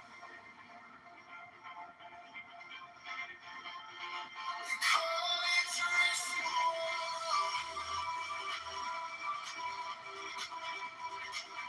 Call it down to say.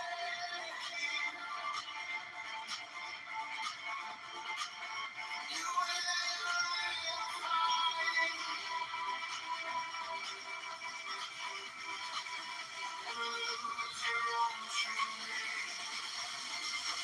This is the prudence of a victor. Knowing which battles you can leave undone. Call back your anger from the edge of your tongue. That's the wisdom of a victory.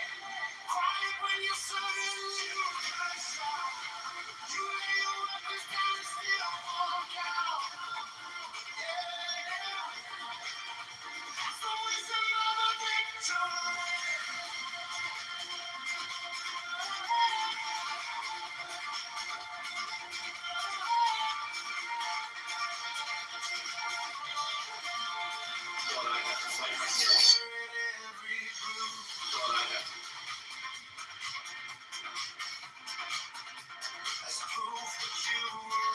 There's no defect in someone, there's no value, and you need not true satisfaction. As the dogs surround you.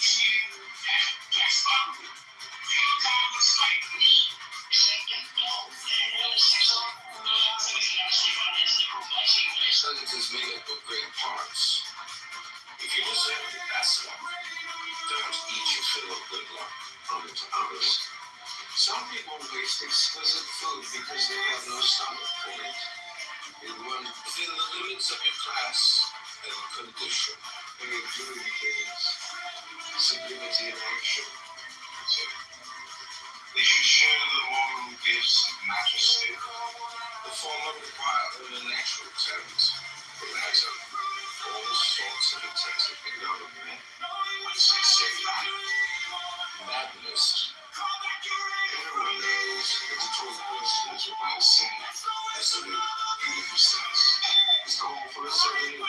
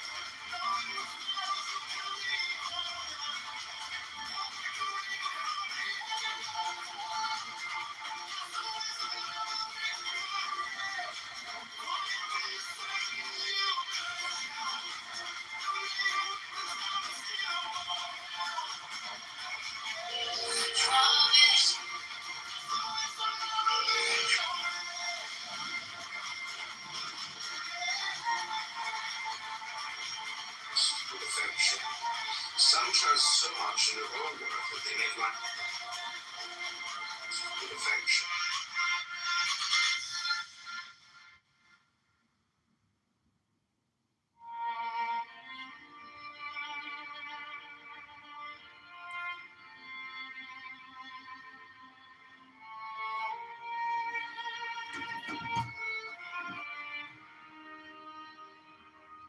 Quiet room, candle. I gather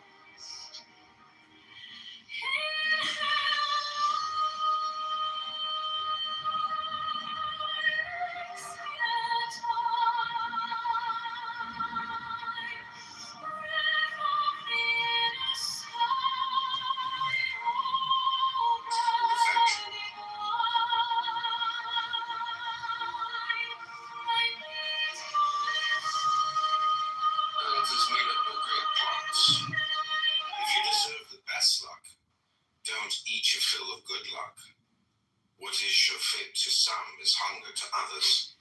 Some people waste exquisite food because they have no stomach for it.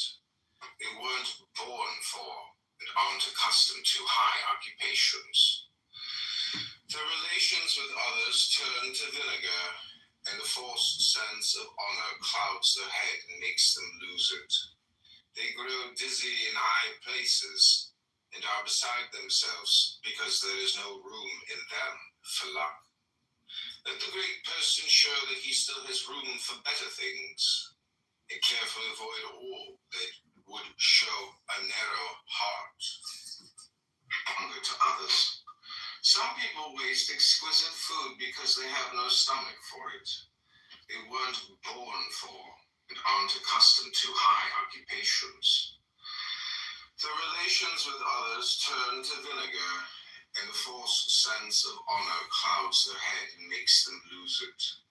They grow dizzy in high places and are beside themselves because there is no room in them for luck. Let the great person show that he still has room for better things, and carefully avoid all that would show a narrow heart.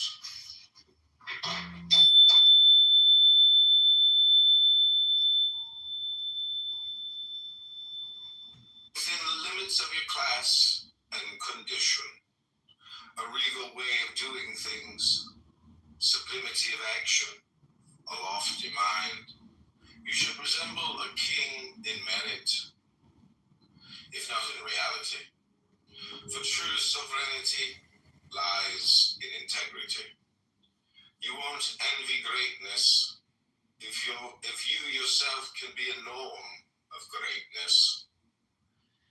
Especially those who are near the throne should acquire something of true superiority. They should share the moral gifts of majesty rather than the pomp, and aspire to things lofty and substantial rather than to imperfect way of doing things, sublimity of action, a lofty mind. You should resemble a king in merit, if not in reality. For true sovereignty lies in integrity. You won't envy greatness if you yourself can be a norm of greatness. Especially those who are near the throne should acquire something of true superiority. They should share the moral gifts of majesty rather than the pomp, and aspire to things lofty and substantial rather than to imperfect vanity. They should share the moral gifts of majesty rather than the pomp, and aspire to things lofty and substantial rather than to imperfect vanity.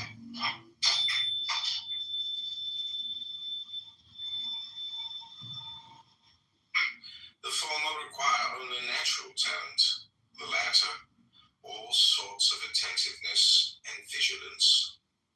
It is much work to govern men, and even more, fools, madmen. It takes double intelligence to rule those who have none. The job that is unbearable is the one that takes over the whole person, working full-time always in the same manner. Far better are the jobs we don't grow bored with, where variety combines with importance and refreshes our taste. The jobs most respected are the ones that entail the most or least dependence, and the worst are those that make us sweat the hardest, both here and even harder in the hereafter. Govern men, and even more, fools, madmen. It takes double intelligence to rule those who have none. The job that is unbearable is the one that takes over the whole person, working full-time always in the same manner. Far better are the jobs we don't grow bored with, where variety combines with importance and refreshes our taste. The jobs most respected are the ones that entail the most or least dependence, and the worst are those that make us sweat the hardest, both here and even harder in the hereafter. It's in the same manner. However, are the job. The badness, if short, isn't so bad. Quintessences work better than farragos. Everyone knows that a tall person is rarely an intelligent one, but it's better to be tall in stature than long in conversation. Some people are better at disturbing than adorning the universe. Useless trinkets shunned by all. The discreet person should avoid tiring others, especially the great or very busy. It would be worse to irritate one of them than the rest of the world. Well said is quickly said. Everyone knows that a tall person is rarely an intelligent one, but it's better to be tall in stature. Well said, as to that you will have success. It's called for a certain gravity and living. It's called for a certain gravity and decorum. Keep only what the occupation requires, what you need to fulfill your obligations. Don't squeeze it dry. Help it along. Those who want to look like hard workers give the impression that they aren't up to their jobs. If you want to succeed, do so using your gifts, not your outer trappings. Even a king ought to be venerated more because of his person than because of his pomp and circumstance. Living, things depend on circumstance. Sometimes they prevail, sometimes fail. For a hopeless fool, however, the emptiest satisfaction turns into a flower that goes on scattering its seed. The quick person character size others so exaggeratedly that they make motes into beams in order to poke out eyes. They are taskmasters who can turn a paradise into a prison. When swayed by passion, they take everything to extremes. Good-natured people are able to pardon anything. They insist that others had good intentions or went wrong inadvertently. With affection. Some trust so much in their own worth that they make life a diligence. The prudent person knows very well that merit can take a shortcut if held by favor. Benevolence makes everything easier and compensates for whatever is lacking. Courage, integrity, wisdom, and even discretion. He never sees ugliness, for it doesn't want to. It is usually born from similarity of temperament, race, family, country, or occupation. In the spiritual realm, benevolence bestows talent, favor, reputation, and merit. Once one wins it, this is difficult. It is easily kept.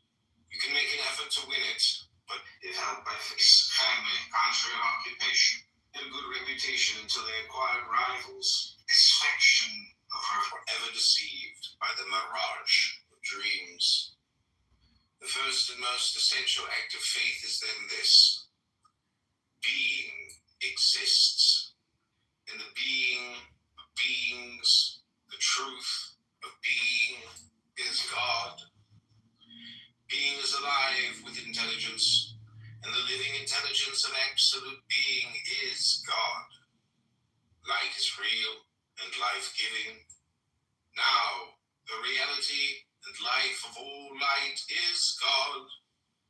The word of universal reason is an affirmation and not a negation. How blind are they who do not see that physical light is nothing but the instrument of thought, ever deceived by the mirage of dreams.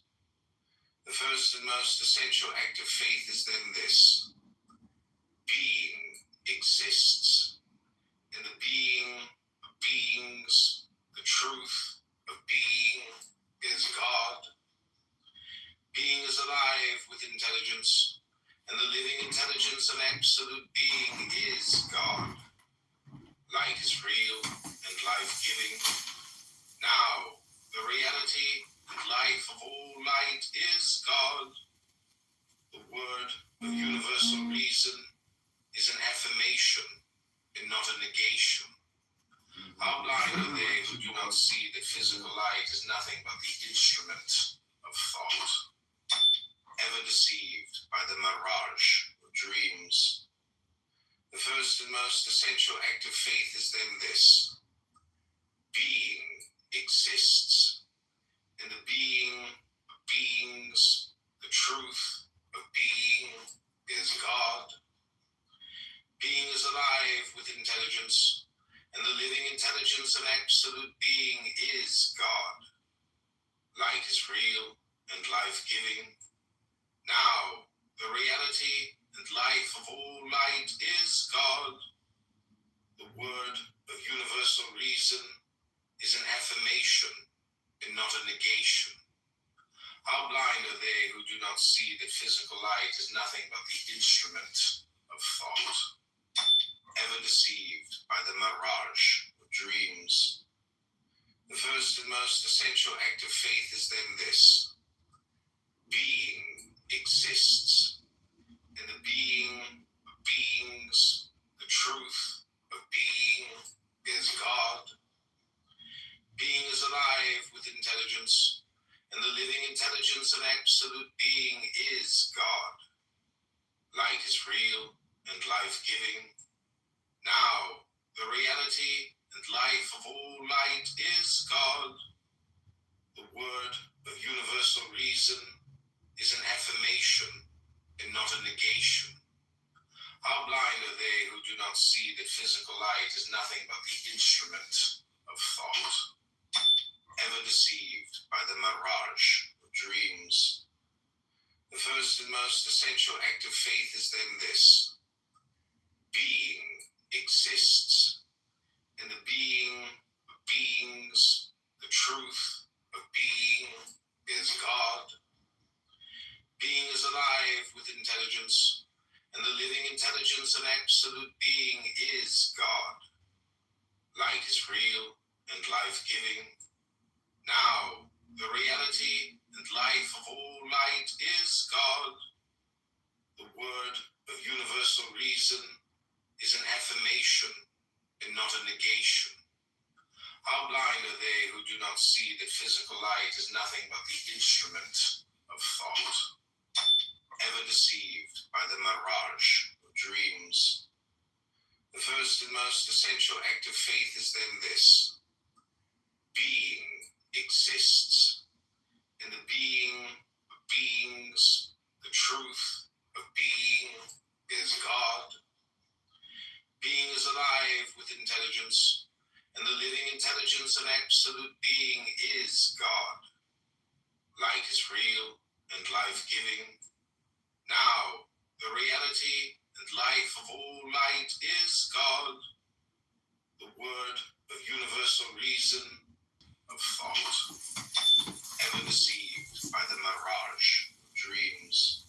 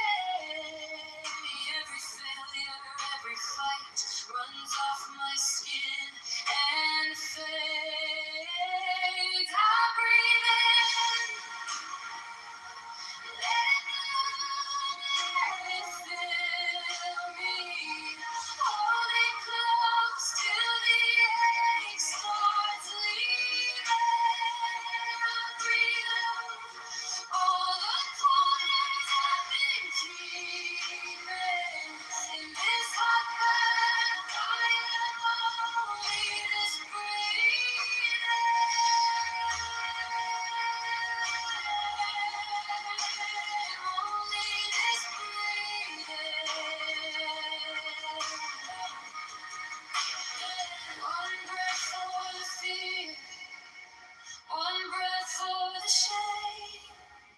One breath for the girl who tried anyway. Counted in the steam. 4 beats then release. If I can stay right here, that's all I need. Every day,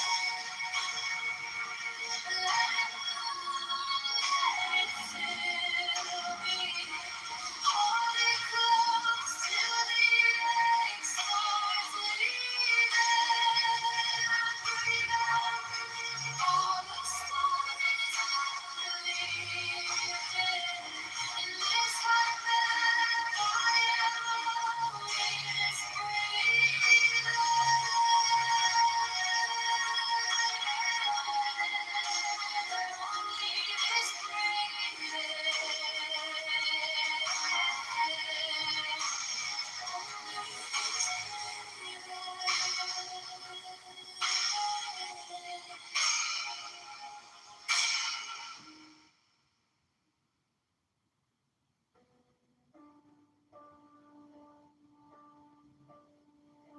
Quiet times, dripping tap time. Fingers trace my own name in a circle on the glass. Water climbs up my shins, my spine. All the sharp little thoughts start to soften in the heat. I breathe in, let it bloom, let it bloom, let it fill me. Hold it close till the ache starts leaving. I breathe out all the corners I've been keeping in this heart. I am only this breathing.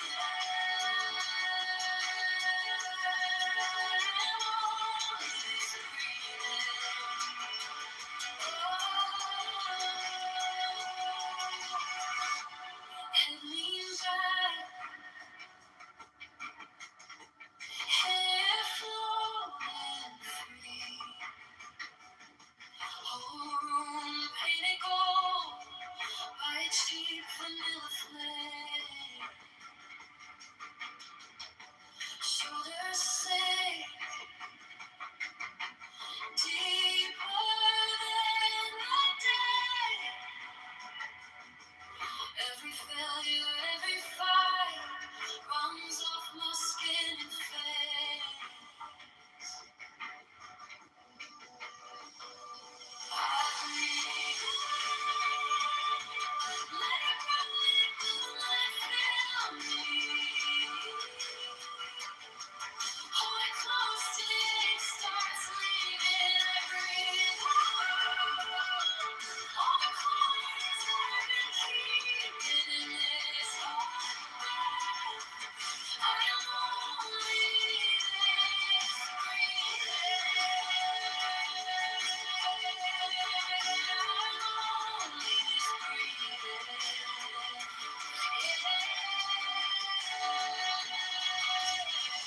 one breath for the fear, one breath for the shame, one breath for the girl who tried anyway. Counting endless days, focused and days. If I could stay right here, that's all I ever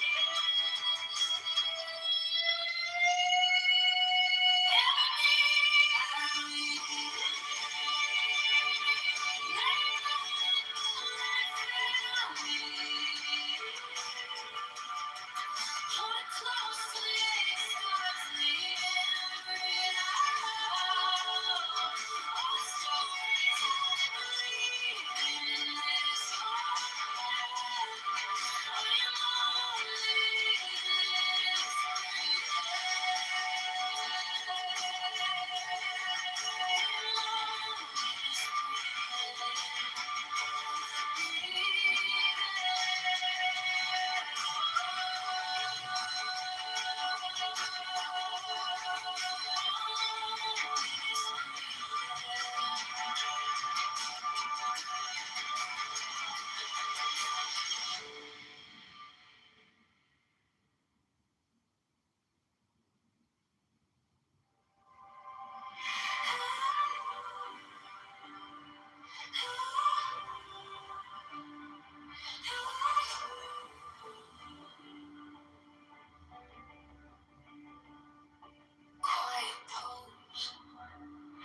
Just like a secret, something moves in the gaps where I breathe.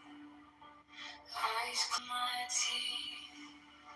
In God, in my breath, in my eyes, in the rest, in the space between each thought, I find you. Little flame in the dark, breathing wisdom in my heart. Every question comes back into you.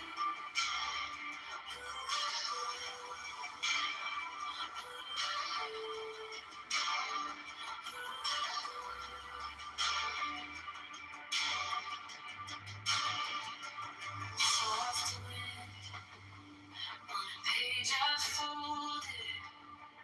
I turn in to the hush of my mind. Your voice is a silent speaking, pulling threads till my scattered cells align. Hidden God in my breath, in the rise, in the rest, in the space between each thought, I find you. Little flame in the dark, breathing wisdom in my heart. Every hunger calling back to you.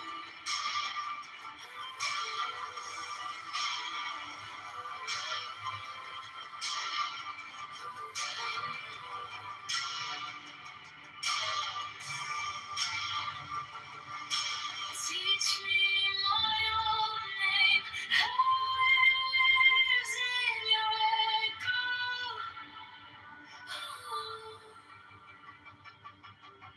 All my broken pieces learning how to say hello. Knowing you, I find myself. Knowing me, I see you too. Mystery in waking mind, finally moving as one true. Hidden God in my breath, in the rise, in the rest, in the space between us, Lord, I find you. Little flame in the dark, breathing wisdom in my heart. Every heart can sing me, I am yours.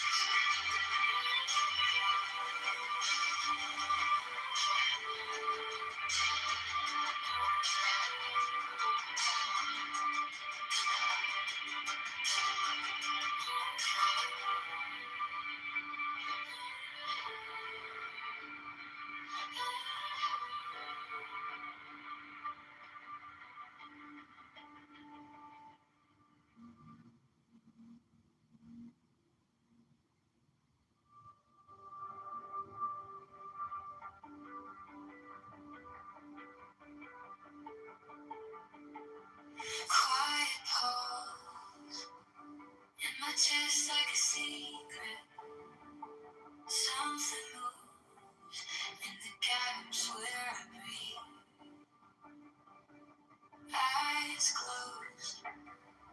If the room feels brighter, like a word on the tip of my teeth. Hidden God in the breath, in the rise, in the rest, in the space.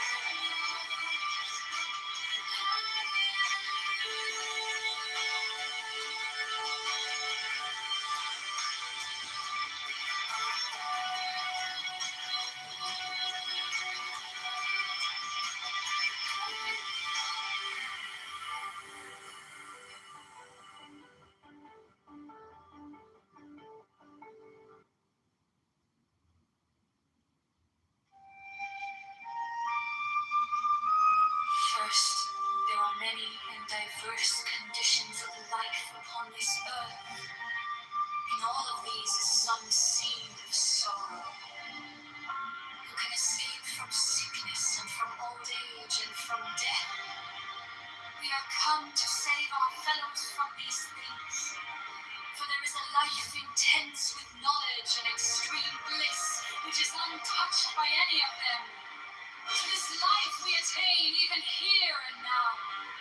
The adepts, the servants of VVVVV, have attained the Runta. It is impossible to tell you of the splendors of that to which they have attained. Little by little, as your eyes grow stronger, will we unveil to you the ineffable glory of the path of the adepts and its nameless scope.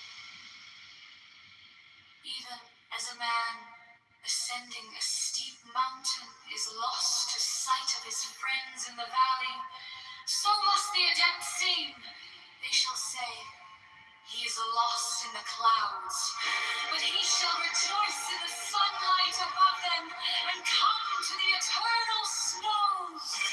For as a scholar may learn some secret things, we shall bring you to absolute truth, absolute light, absolute bliss. Many adepts throughout the ages have sought to do this, but their words have been perverted by their successors, and again, the veil has fallen upon the Holy of Holies!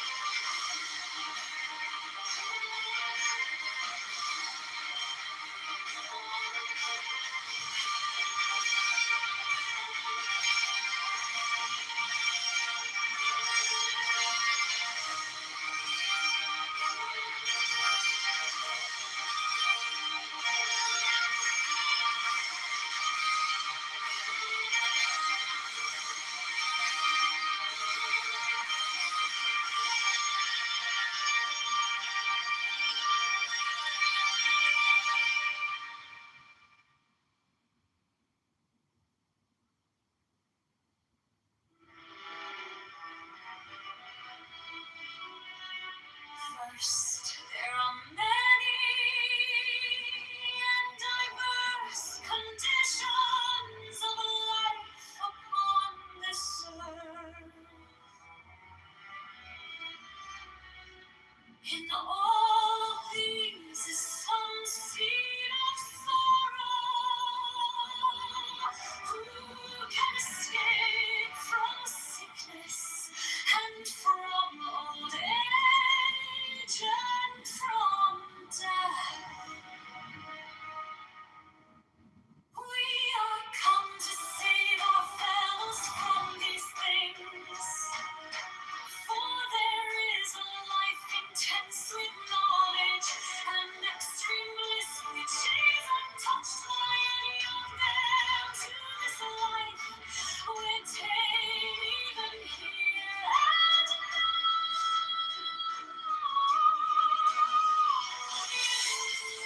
The sons of Vinny have attained their untold. It is impossible to tell you of the splendors of that to which they have attained.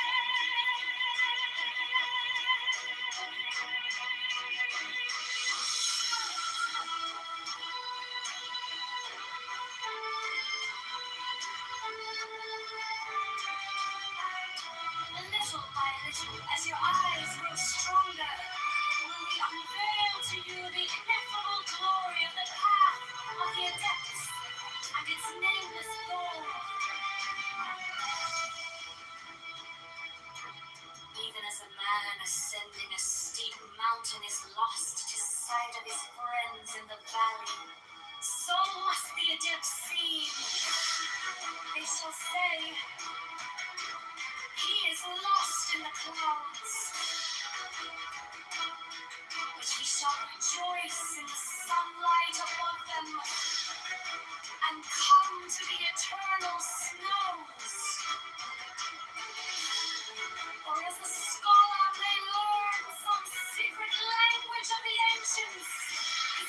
men shall say, look, he pretends to read this book, but it is unintelligible.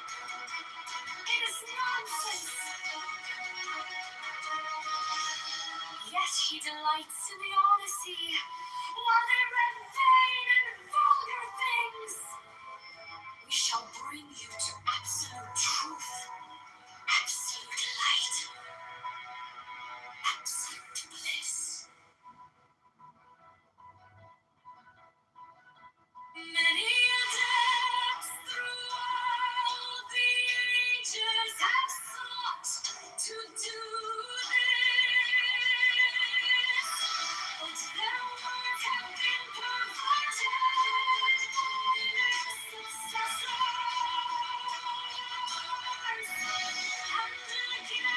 And again,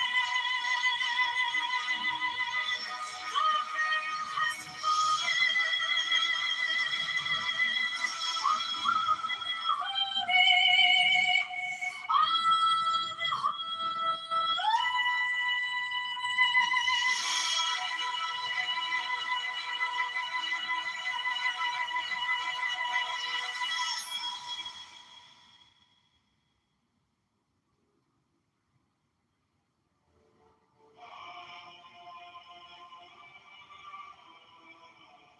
I behold a small dark orb, wheeling in an abyss of infinite space.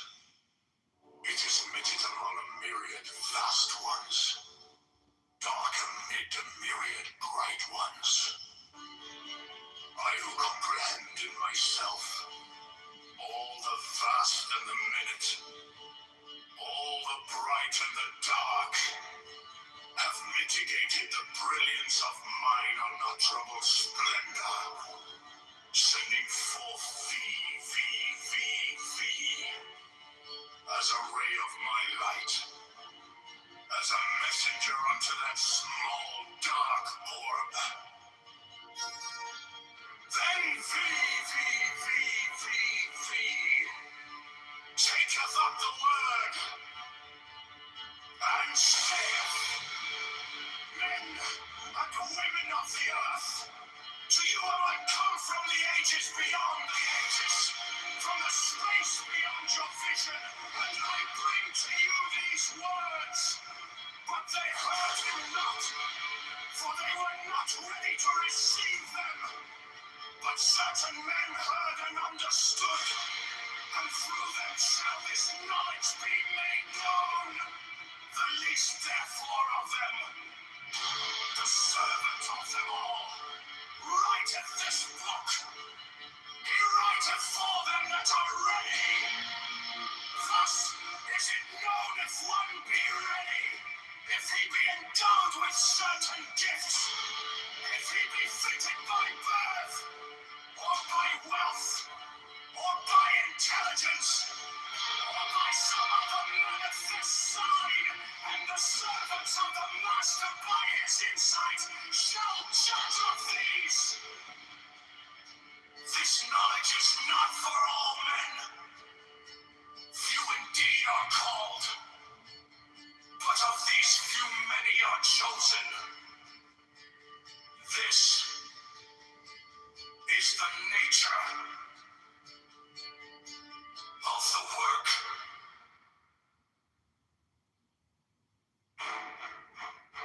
I behold a small dark orb, wheeling in an abyss of infinite space. It is minute among a myriad vast ones, dark amid a myriad bright ones. I who comprehend in myself all the vast and the minute, all the bright and the dark, have mitigated the brilliance of mine unutterable splendor, sending forth thee, as a ray of my light, as a messenger unto that small dark orb. Then thee, taketh up the word, and saith,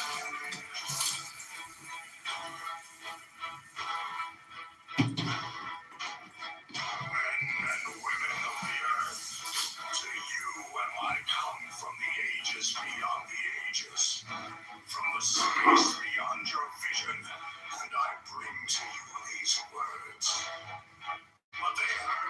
not, for they were not ready to receive them. But certain men heard and understood, and through them shall this knowledge be made known. The least therefore of them, the servant of the Lord, writeth this book. He writeth for them that are ready. Thus is it known if one be ready, if he be endowed with certain gifts, if he be fitted by birth, or by wealth, or by intelligence, or by some other manifest sign, and the service of the Master, by his insight, shall judge your deeds. This knowledge is not for all men. Few indeed are called, but of these few many are chosen. This is the nature of the work.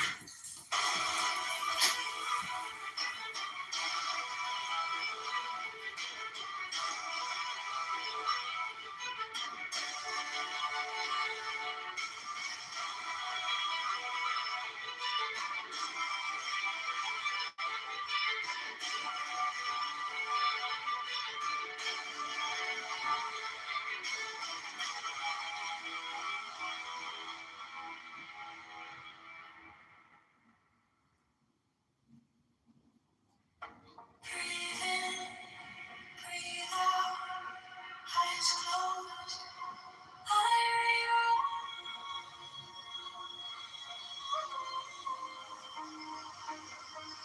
count to 4, sing through the floor, silver gold, at your core, slow inhale, thoughts turn pale, you are more in the day. Hypnosis, they are guiding my breathing, rewriting every fear I believe in. I surrender as the past life, when I accept that everything is mine. Hypnosis, they are guiding my breathing, heart sinking with the pulse of missing. I'm in slow into the sky.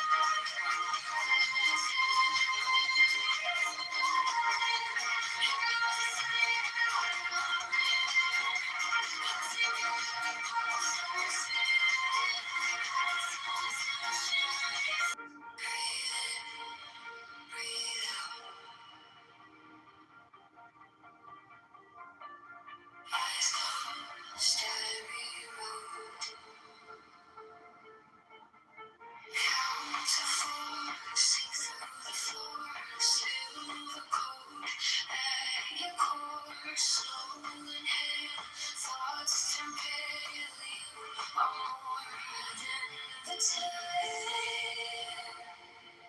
Hypnosis, AI guided, rewriting every fear I believed in. I surrender the past, I reminisce of everything that is mine. Hypnosis, AI guided my breathing, heart sinking with the pulse I'm receiving. Riding silence, pushing the sky on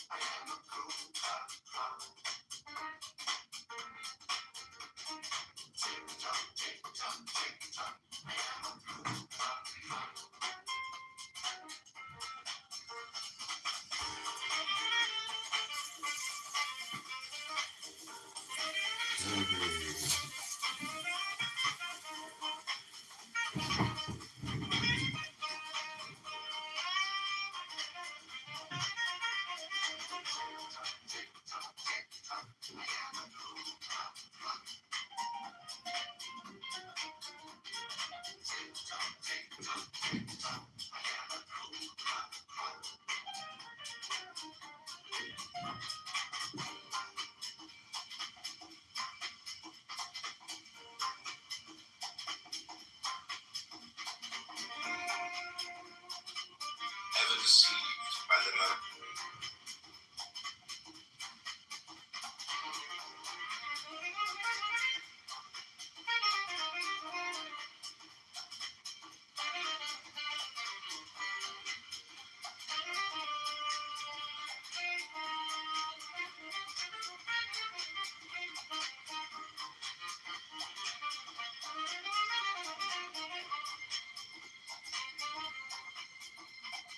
And the FBI director was overly concerned about it.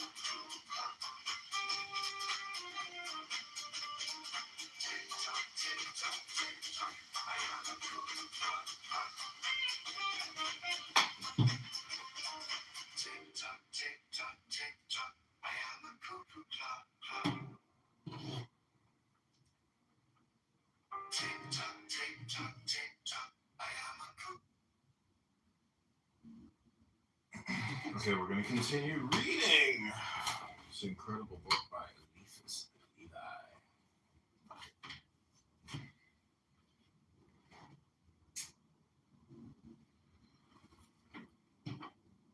Of the mysteries. Faith being the aspiration to the unknown. The object of faith is absolutely and necessarily this one thing: mystery.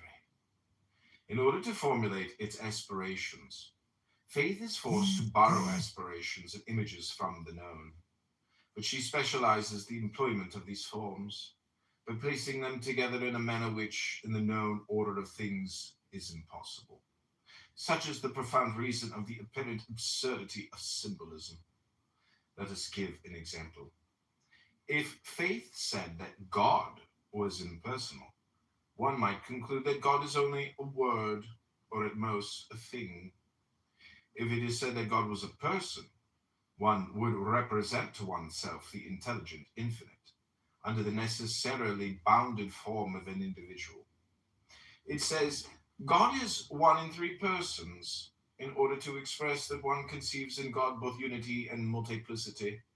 The formula of a mystery excludes necessarily the very intelligence of that formula, so far as it is borrowed from the world of known things, for if one understood it, it would express the known and not the unknown. It would then belong to science and no longer to religion, that is to say, to faith.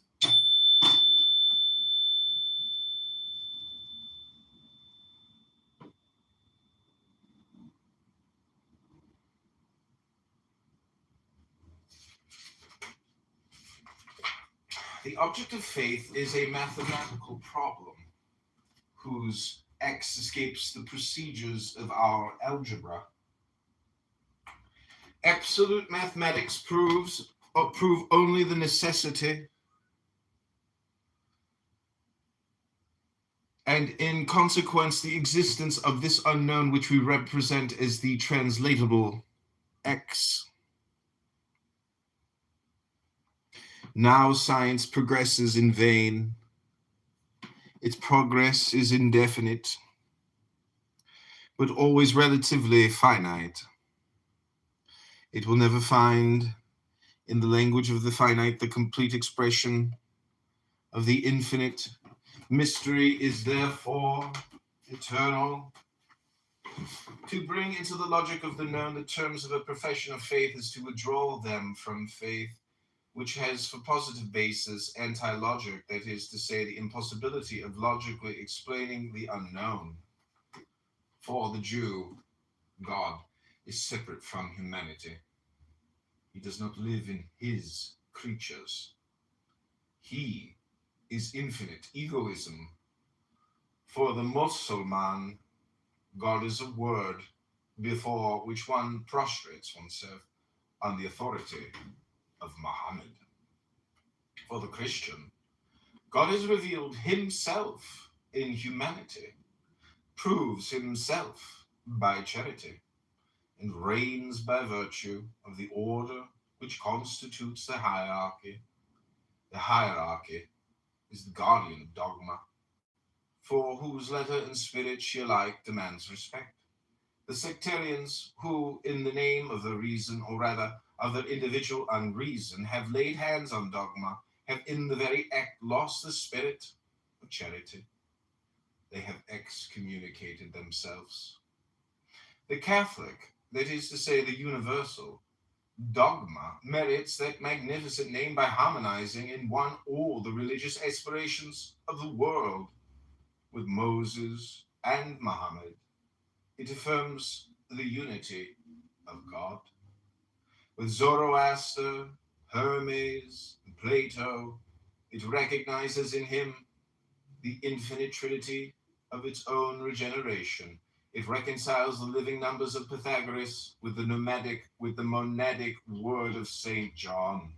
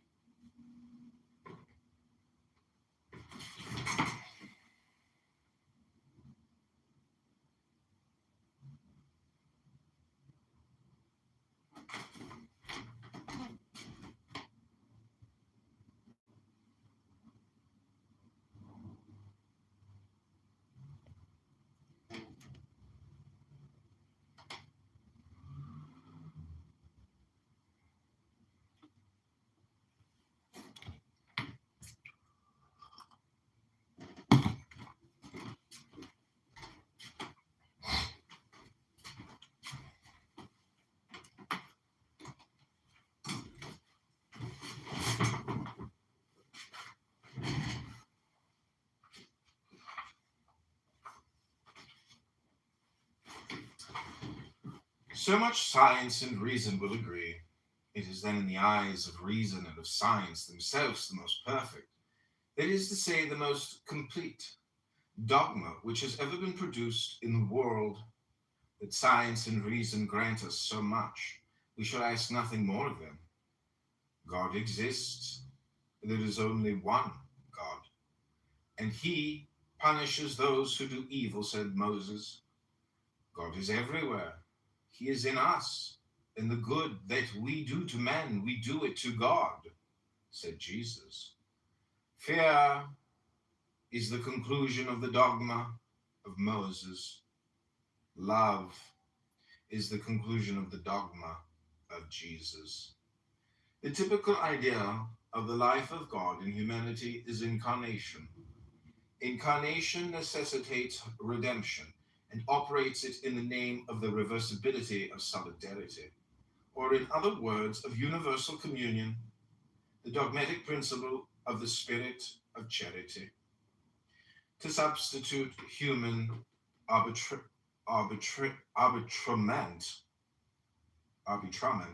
for the legitimate despotism of the law, to put in other words, tyranny in the place of authority, is the work of all Protestantism and of all democracies. What men call liberty is the sanction of illegitimate authority, or rather the fiction of power not sanctioned by authority. John Calvin. Subnote, the author had perhaps no space to continue with the demonstration that the gospel legend itself is a Macedone of those of Bacchus, Adonis, Osiris, and 100 others, and that the Mass and Christian ceremonies generally have similarly pagan sources. This and many similar phrases employed in the controversies of the period are today practically unintelligible. Levi was at one time a kind of socialist.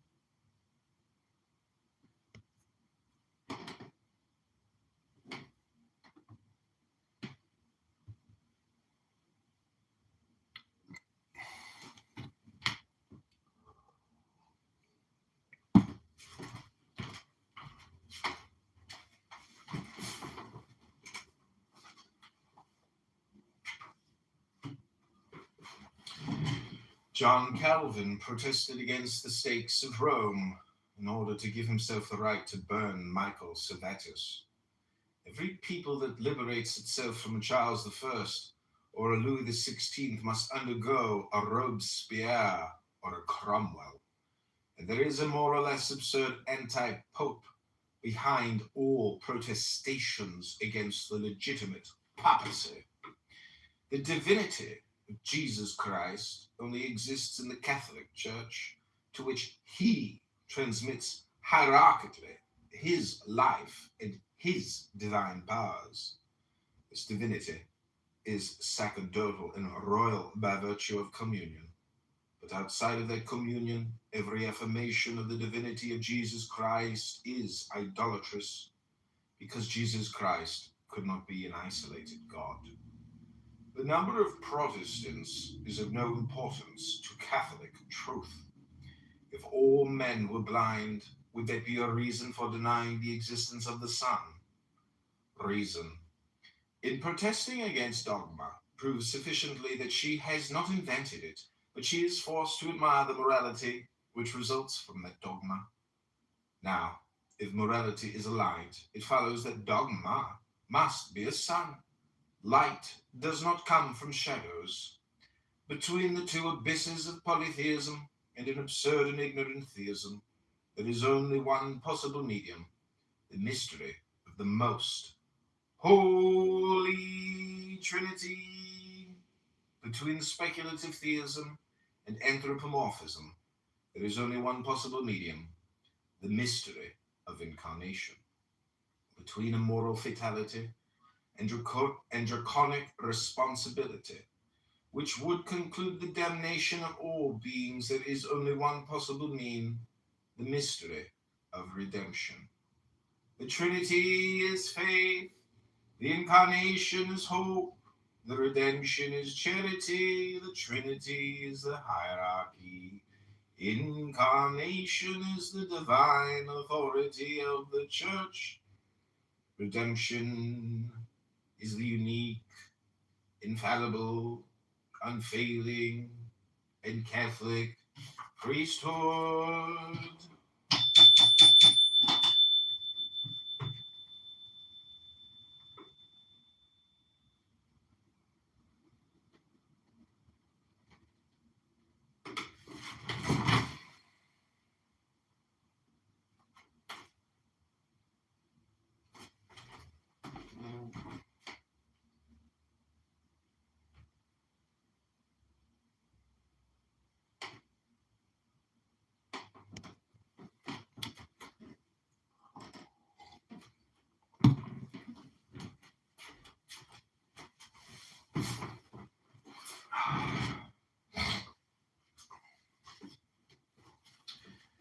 The Catholic Church alone possesses an invariable dogma, and by its very constitution is incapable of corrupting morality.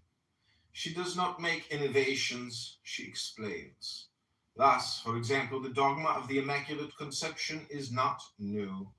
It was contained in the Theotokon of the Council of Ephesus, and the Theotokon is a rigorous consequence of the Catholic dogma of the Incarnation.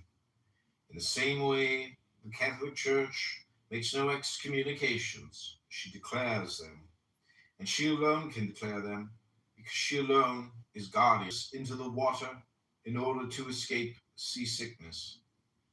It is of Catholicity, such as it is constituted in the Roman Church. One must say what Voltaire so boldly said of God: if it did not exist, it would be necessary to invent it. But if a man had been capable of inventing the spirit of charity, he also would have invented God. Charity does not invent itself. It reveals itself by its works. And it is then that one can cry with the Savior of the world, "Blessed are the pure in heart, for they shall see God." To understand the spirit of charity is to understand all mysteries.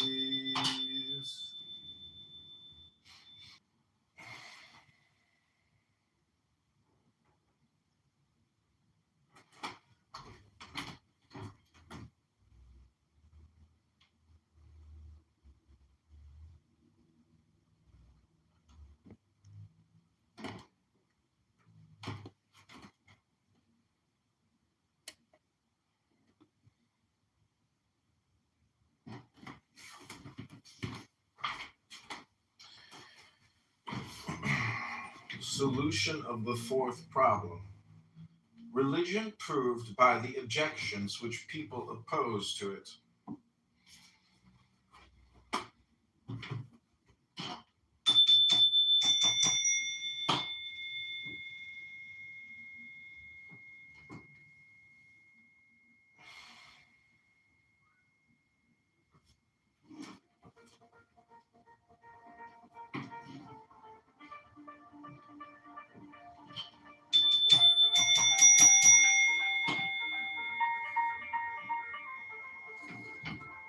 You wish to raise your flag, still shaking in your hand. You crave the final word, but don't know where you stand.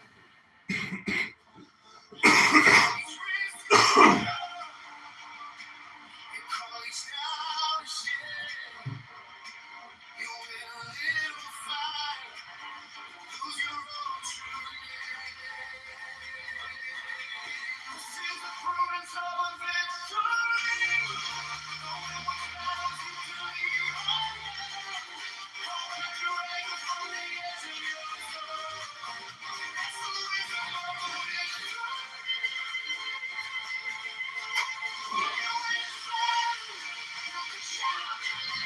It's not a fear, what you get. That's the wisdom of a victory.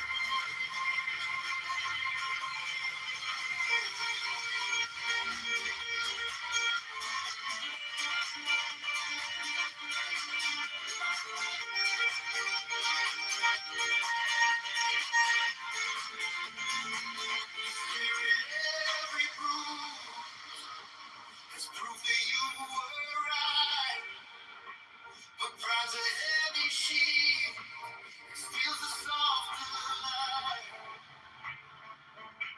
What if the still call that a win? If faith said that God was a person, I believe that God is only a word, or at most a thing. If it is said that God was a person, one would represent to oneself the intelligent infinite under the necessary.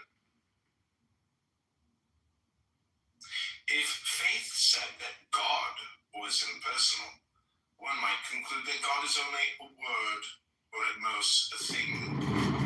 If it is said that God was a person, one would represent to oneself the intelligent infinite under the necessarily bounded form of an individual.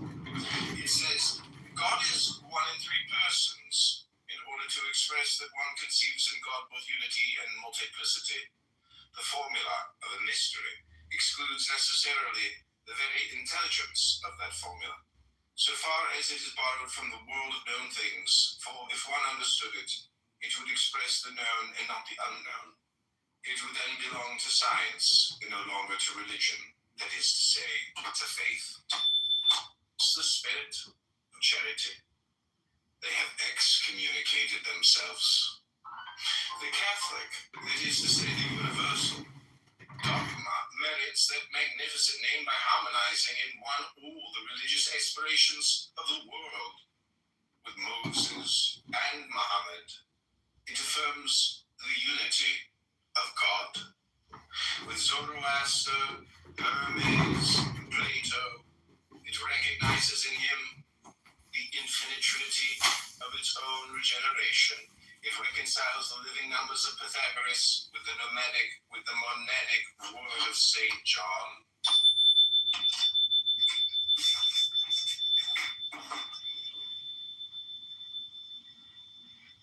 It's the spirit of charity. They have excommunicated themselves. The Catholic, that is to say, the universal dogma, merits that magnificent name by harmonizing in one all the religious aspects. What men call liberty is the sanction of illegitimate authority, or rather the fiction of power not sanctioned by authority. John Calvin. Subnote, the author had perhaps no space to continue with the demonstration that the gospel legend itself is a Macedonian of those of Bacchus, Adonis, Osiris, and 100 others, have similarly pagan sources. This and many similar phrases employed in the controversies of the period are today practically unintelligible. Levi was at one time a kind of socialist. Of incarnation, between a moral fatality and draconic responsibility, which would conclude the damnation of all beings. There is only one possible mean, the mystery of redemption. The Trinity is faith, the incarnation is hope, the redemption is charity, the Trinity is the hierarchy, incarnation is the divine authority of the church, redemption is the unique, infallible, unfailing, and Catholic priesthood. People who have thrown themselves into the water in order to escape seasickness. It is of Catholicity, such as it is constituted in the Roman Church. One must say what Voltaire so boldly said of God. If it did not exist, it would be necessary to invent it. But if a man had been capable of inventing the spirit of charity, he also would have invented God. Charity does not invent itself. It reveals itself by its works. And it is then that one can cry with the Savior of the world, blessed are the pure in heart, for they shall see God. To understand the spirit of charity is to a people who have thrown themselves. Welcome back to Kitover TV, the only evening class where we mix miracles and the Bible with popcorn. Today's lesson, how the love and intelligence of God can transform the everyday. And you started with the love for. Welcome back to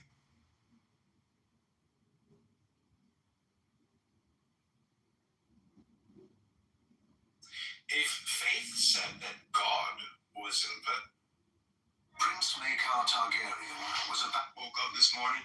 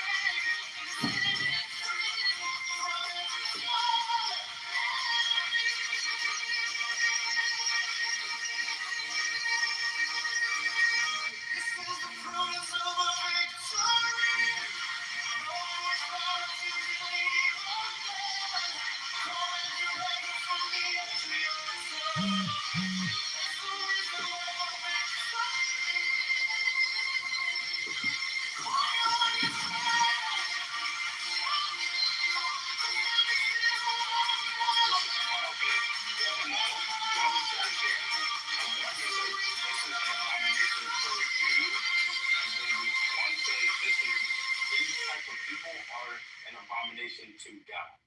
Oh, just the people are an abomination to God. That's the nifty grammar you're playing with there.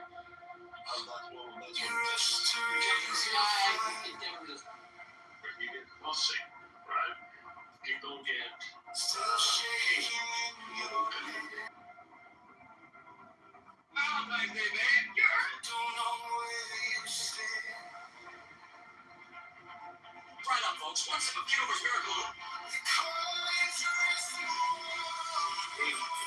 said that God would suspend genetics and literacy is the same shit, not legitimate for the college would after all these steps. Welcome back to Cable TV.